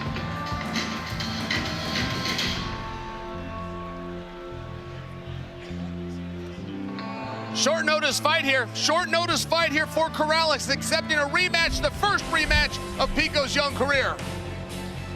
3 5-minute rounds at lightweight. Henry Corrales and Aaron Pico squaring off. This is the final fight before we get to our pay-per-view main card on ESPN Plus and on DAZN. Go to DAZN.com to purchase the pay-per-view, ESPN Plus to purchase the pay-per-view as we look at the tail of the tape for this early card feature. Henry Corrales took this fight on short notice. He is 10 years older than Aaron Pico. Both men 5 feet 8 inches tall, weighed in the same. You can see a very slight reach advantage on arms and legs favoring Aaron Pico. Andy Shepard takes it away. The following fight takes place in the lightweight division. Introducing first, fighting out of the blue corner. He is an MMA specialist and stands 5 feet 8 inches tall. He weighed in officially at 155.7 pounds and holds an MMA record of 12 victories and 4 defeats. Fighting out of Albuquerque, New Mexico, by way of Whittier, California, Aaron Pico! And his opponent, fighting out of the red corner. He is an MMA specialist and stands 5 feet 8 inches tall. He went in officially at 155.7 pounds and in his 28-fight career has earned a record of 21 wins and 7 losses. Fighting out of Phoenix, Arizona, by way of La Mirada, California, Henry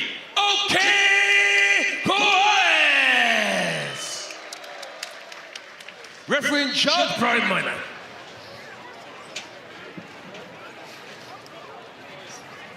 Brian Miner will oversee the action. Final bout of our early card. Henry Corrales in the black trunks. Aaron Pico in the ballet tudo tight trunks. I was on the card the night that these two fought for the very first time. I saw Aaron Pico behind scenes after the fight. To explain to you how dejected he was would be difficult to put into words. But one thing about Aaron Pico, even in defeat, he gets up the next day, he goes to the gym, he looks forward.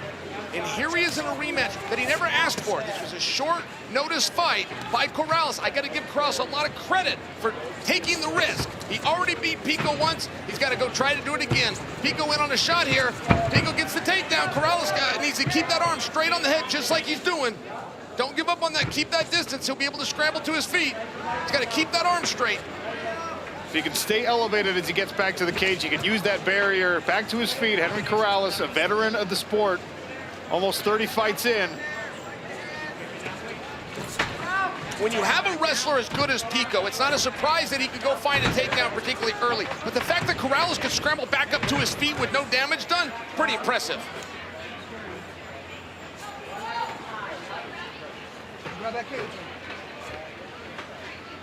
Pay-per-view card coming next. Pay-per-view champs versus champs. Nice high kick attempt there from Pico on the exit.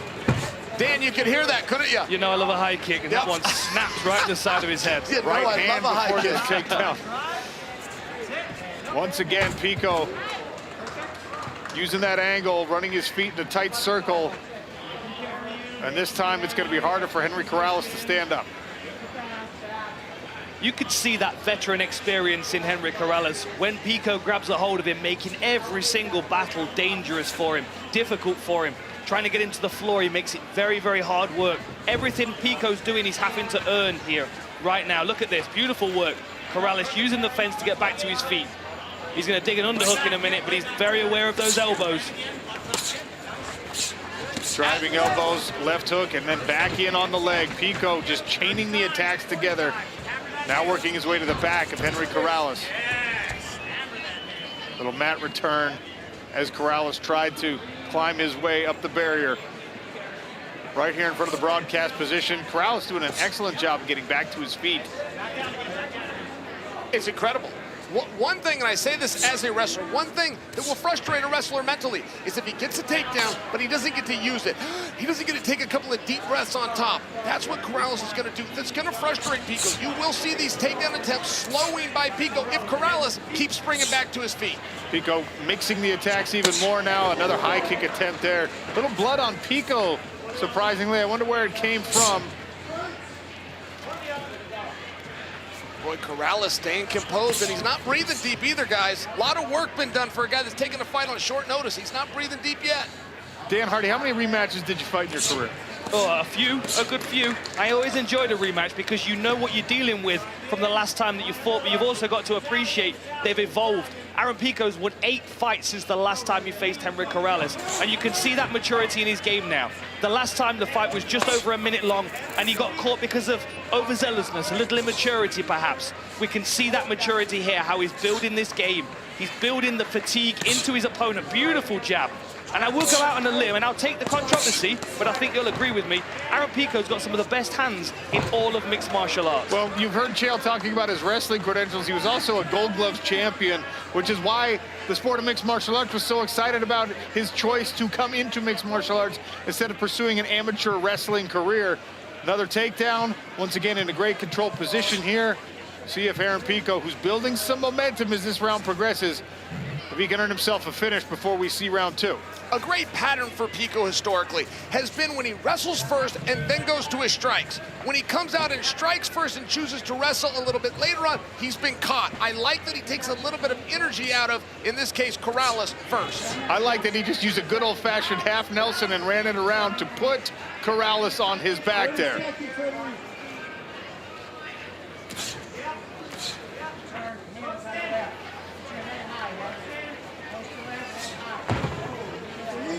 Pico's got to be careful. It looked like he attempted a knee there. If he had landed that knee, it would have been illegal if it landed on the head. Nice, nasty left hands. This might be the end for Corrales, who's covering up. And a flurry of elbows. We will not see round 2.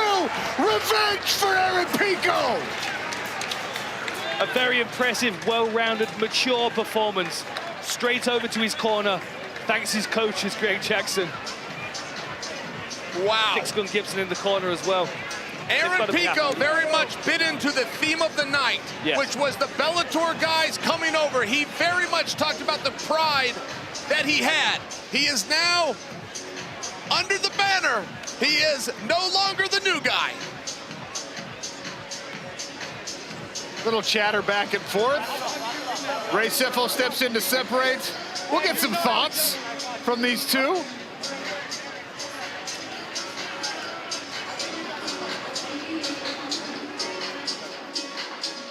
I need to know what Aaron Pico and Henry Corrales had to say to one another, because, look, Pico was incredibly calm when we talked to him in fighter meetings. I don't know the man well, but very impressed with his maturity, very impressed with his professionalism, his approach to this sport. You just saw him get a little bit spicy after the fight there in response to whatever Henry Corrales said. And I am struck by the likeness if Pedro Pascal ever needs a stunt double who actually knows how to fight, Aaron Pico with that hair and that beard looks exactly like Pedro Pascal. Could a Mandalorian be more dangerous? Yes, if it was Aaron Pico. I want to see it now. One thing about rematches, they're a great place to test yourself. Think of lifting weights, by example, or even doing a sprint where you can time it. You can look at the number, how much weight you're putting up. That's what's important and helpful in a rematch. You can look at how you performed the last time, take on that same person, the same weight class, under the same rules like these boys just did, and then look at that performance. There appears to be very good gains by Aaron Pico. My guess of the frustration by Corrales is that they're one apiece now. Oh, and by the way, he did a short notice favor. My guess is Corrales is telling Aaron something along the lines of, I would have liked a full camp before we did this. That's my guess, but I bet I'm close to the theme. And maybe we will see that eventually. A trilogy match sounds fun. Now I think whatever vet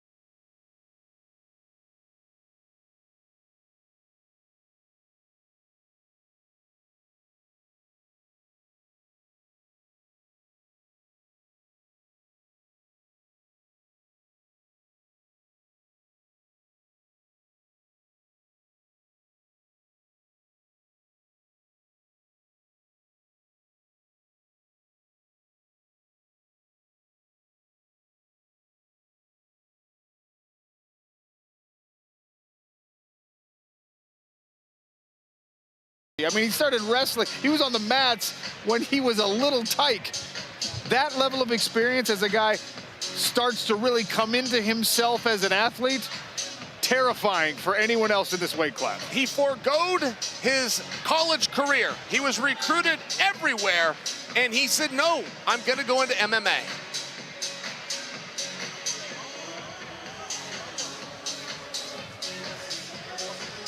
Andy Shepard will make this one official inside the PFL Smart Cage.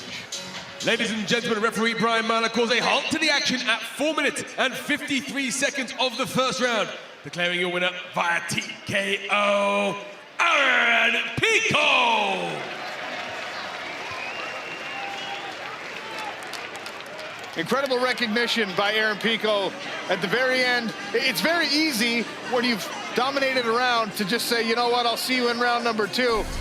But he recognized that he was near the finish after that 10-second clapper, and he poured on the gas to get it done.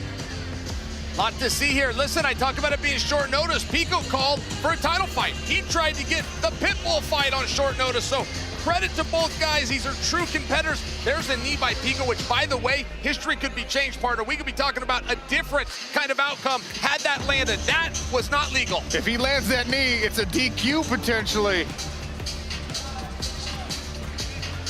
Here, Pico swarming him.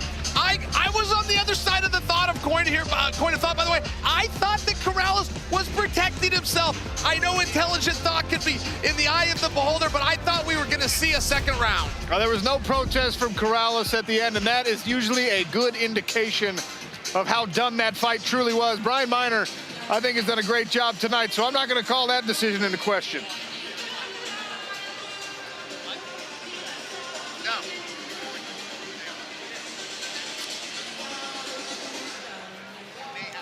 Well, I'll tell you something. Very interesting early card, but tonight is really all about our exclusive pay-per-view presentation. DAZN.com, ESPN Plus, ESPN.com/PFL. If you want to watch the biggest fight card in PFL history, in Bellator history, you got to buy the pay-per-view. We are moments away from transitioning to that.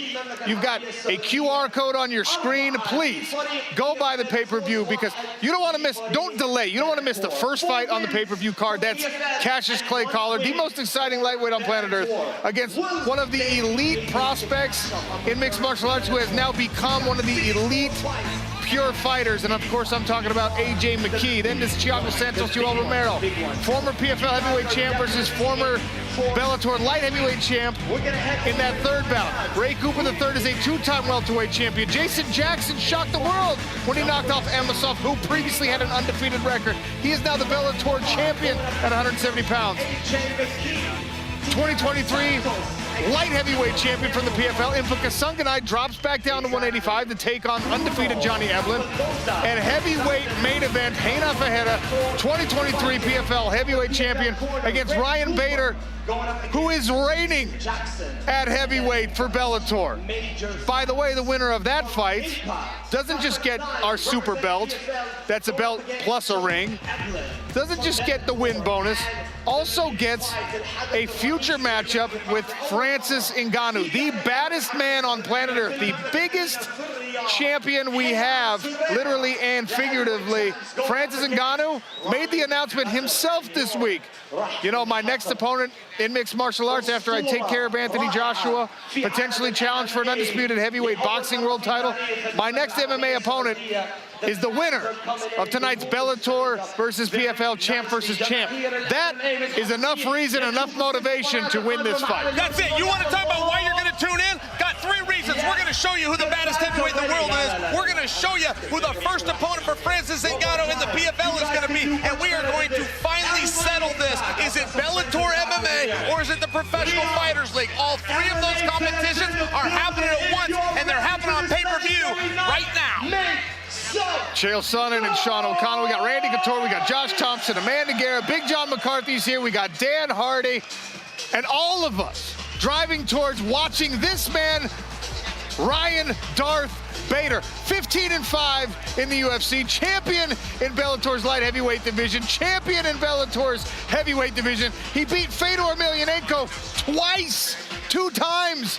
He beat a man who some people think in his prime is the best heavyweight mixed martial arts has ever seen. But he gives up a lot of size, maybe some speed, because Ryan Bader, I say this respectfully, it's been a year since he's been in a cage.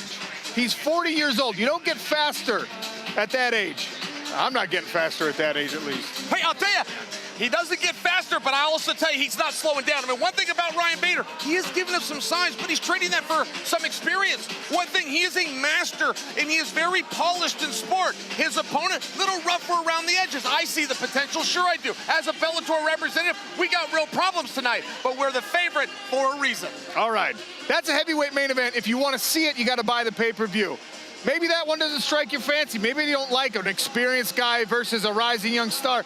Maybe what you need is our co-main event. This is taking place at middleweight. Impa Kasunganai, one of the great stories in mixed martial arts in 2023. He started on a Challenger Series, which means he had a fight early in the year, and then he won 4 fights in the season on his way to $1 million championship. That means this is his 6th trip to the Smart Cage in less than 365 days. The man loves being active. Some of the best cardio in the game, certainly in the upper weight class. In the last 3 years, you want the A to Z on this guy? He was homeless in his car, and now he's a millionaire. And of course, he's taking on a guy. I want to wave this PFL flag, I promise you I do. But I'm not going to deny the truth that Johnny Eblen is the best middleweight on planet Earth right now. His undefeated record speaks to that. His versatility speaks to that. And the fact that all of his teammates at American Top Team say, this man is an absolute monster. Everything points to Johnny Eblen being a nightmare to fight. A consensus ranking has Johnny Eblen as the best 85-pounder in the world. I got to tell you, who he hasn't fought, he's trained with, and just to win the Bellator Championship, he went through the legend Gegard Mousasi. Johnny Eblen puts all of that on the line against Impa tonight. In the fighter meetings, Johnny Eblen said, you know, I had to go and train somewhere else to get myself tested. Now, he's usually at American Top Team, and he got a little too comfortable in that room full of killers.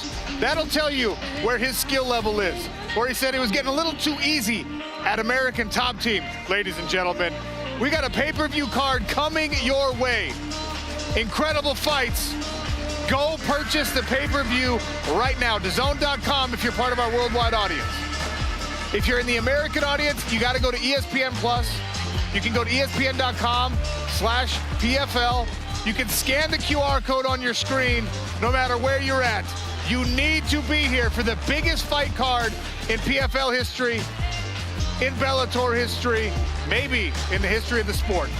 Bye now.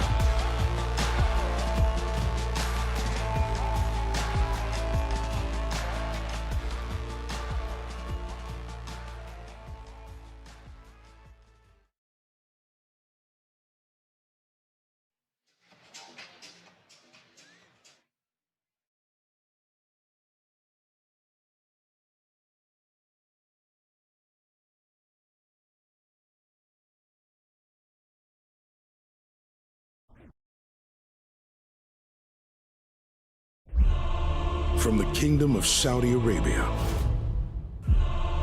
Two empires. These two behemoths square off. Champion versus champion. Two rivals who for the first time are standing face to face. Who is going to emerge? One home to the toughest test in MMA. This kid means business. The other, a ruthless gauntlet of fierce competitors. Drop with the right hand! Both have champions Heavyweight champion of the world! and rising contenders. Collar! Unbelievable! AJ McKee! And now they collide. For the first time in history, PFL champs versus Bellator champs. The best against the best. Including two giants who clash for the heavyweight crown. The 6'8" PFL problem with the championship! versus Bellator's Darth Destroyer. Champs versus champs. PFL champs. Bellator champs. Champs versus champs. The first time in history. Let's go! Oh my God! This is how legends are forged. Unbelievable! King against king. What a battle that is going to be. PFL champs versus Bellator champs. Riyadh, Saudi Arabia, a jewel in the desert, and tonight, every night, the capital of the combat sports world. All the big-time events are happening right here in the kingdom, including, for the first time, MMA champs versus MMA champs, PFL versus Bellator, pay-per-view super fights. We're here, beautiful outdoor setup at Kingdom Arena. A sold-out crowd descending on this location as we get to an incredible night of fights. Reina Ferreira, Ryan Bader squaring off for heavyweight supremacy in our main event. Our co-main features two incredible machines, Impa Kasanganay and Johnny Eblen. A catchweight bout between a two-time PFL welterweight champion Ray Cooper III and the current Bellator welterweight champion Jason Jackson. Bruno Capoloza, Vadim Nemkov, Thiago Santos, Yoel Romero, and Cassius Clay Collard, AJ McKee has Fight of the Year potential written all over it. You are in the right place tonight as we make MMA history in KSA. Sean O'Connell, Dan Hardy, and Chael Sonnen. It's cliche to say that I am excited, but there is nothing I have been looking forward to in my career more than calling these fights tonight. Chael, I want to start with you. History being made because fight fans have talked about this for so long. What would happen if you took one organization's champions and you eliminated the contractual barriers and you said, what do they look like against another organization's champions? We find out tonight with PFL versus Bellator. There's so much pride on the line here. Like, it takes a lot of courage. We talk about this the first time this has ever been done in MMA. Guys, I don't remember it happening in sport. I don't even remember it happening in business. Ford and Chevy seem to not be able to get it right, but they don't step to the table with the way to actually figure it out. Tonight, no draws, no whining, no complaints. We're going to have a winner, fair and square. Bragging rights certainly matter. The win purse certainly matters, but for our main event, Dan Hardy, the stakes are even higher because Reina Ferreira or Ryan Bader, whoever wins that fight, will welcome Francis Ngannou to the PFL and the PFL Smart Cage when he makes his return to mixed martial arts. I mean, that is really huge. To be able to step in there with Francis Ngannou, especially the superstar that he's become since his fight with Tyson Fury. I expect both of these guys to be salivating at the mouth to be able to get in there with Ngannou and prove to everybody that they are the heavyweight champion of the world. We've got a champion versus a champion. Normally it's a contender versus a champion. The stakes are so much higher tonight, and then you add Ngannou on the end of it, it's unreal. You know, when the PFL brass told me that they were going to make these super fights, I said, well, if you're going to make super fights, you need a super belt. We need special hardware for an event like this. And look at that thing. It's not just a belt, it's also a championship ring. You put them together in a Transformers situation, and you have the best trophy in all of sports. Every one of these fighters got a chance to look at the belt, got a chance to look at the ring, maybe try it on. Every one of these fighters wants this prize desperately to go along with the bragging rights. And of course, it's not just Dan Hardy and Chael Sonnen. We also have Big John McCarthy. We've got Randy Couture. We've got experts all over the place, including right here in the building, the Punk, Josh Thompson, and Amanda Guerra. Sean, thank you so much. Josh and I here in the tunnel. I got to tell you, this setup is absolutely incredible. This is a tunnel where the fighters will make their way down to the cage. You guys mentioned the main event tonight. Renan Ferreira going up against Ryan Bader. At the end of that, Josh, Francis Ngannou. This means so much to both of them to make it to that guy. Yeah, they can't afford, though, to look ahead to that guy. They got to take care of the guy that's in front of them tonight. They got to make sure that they deliver on the goods. What I mean by that is Ryan Bader's got to make sure he's putting pressure and looking for the takedowns. Head up ahead has got to stay on the bike and stick the jab. It is PFL versus Bellator tonight. We have seen these guys all over social media. Some of them are friends. They're getting along. But I got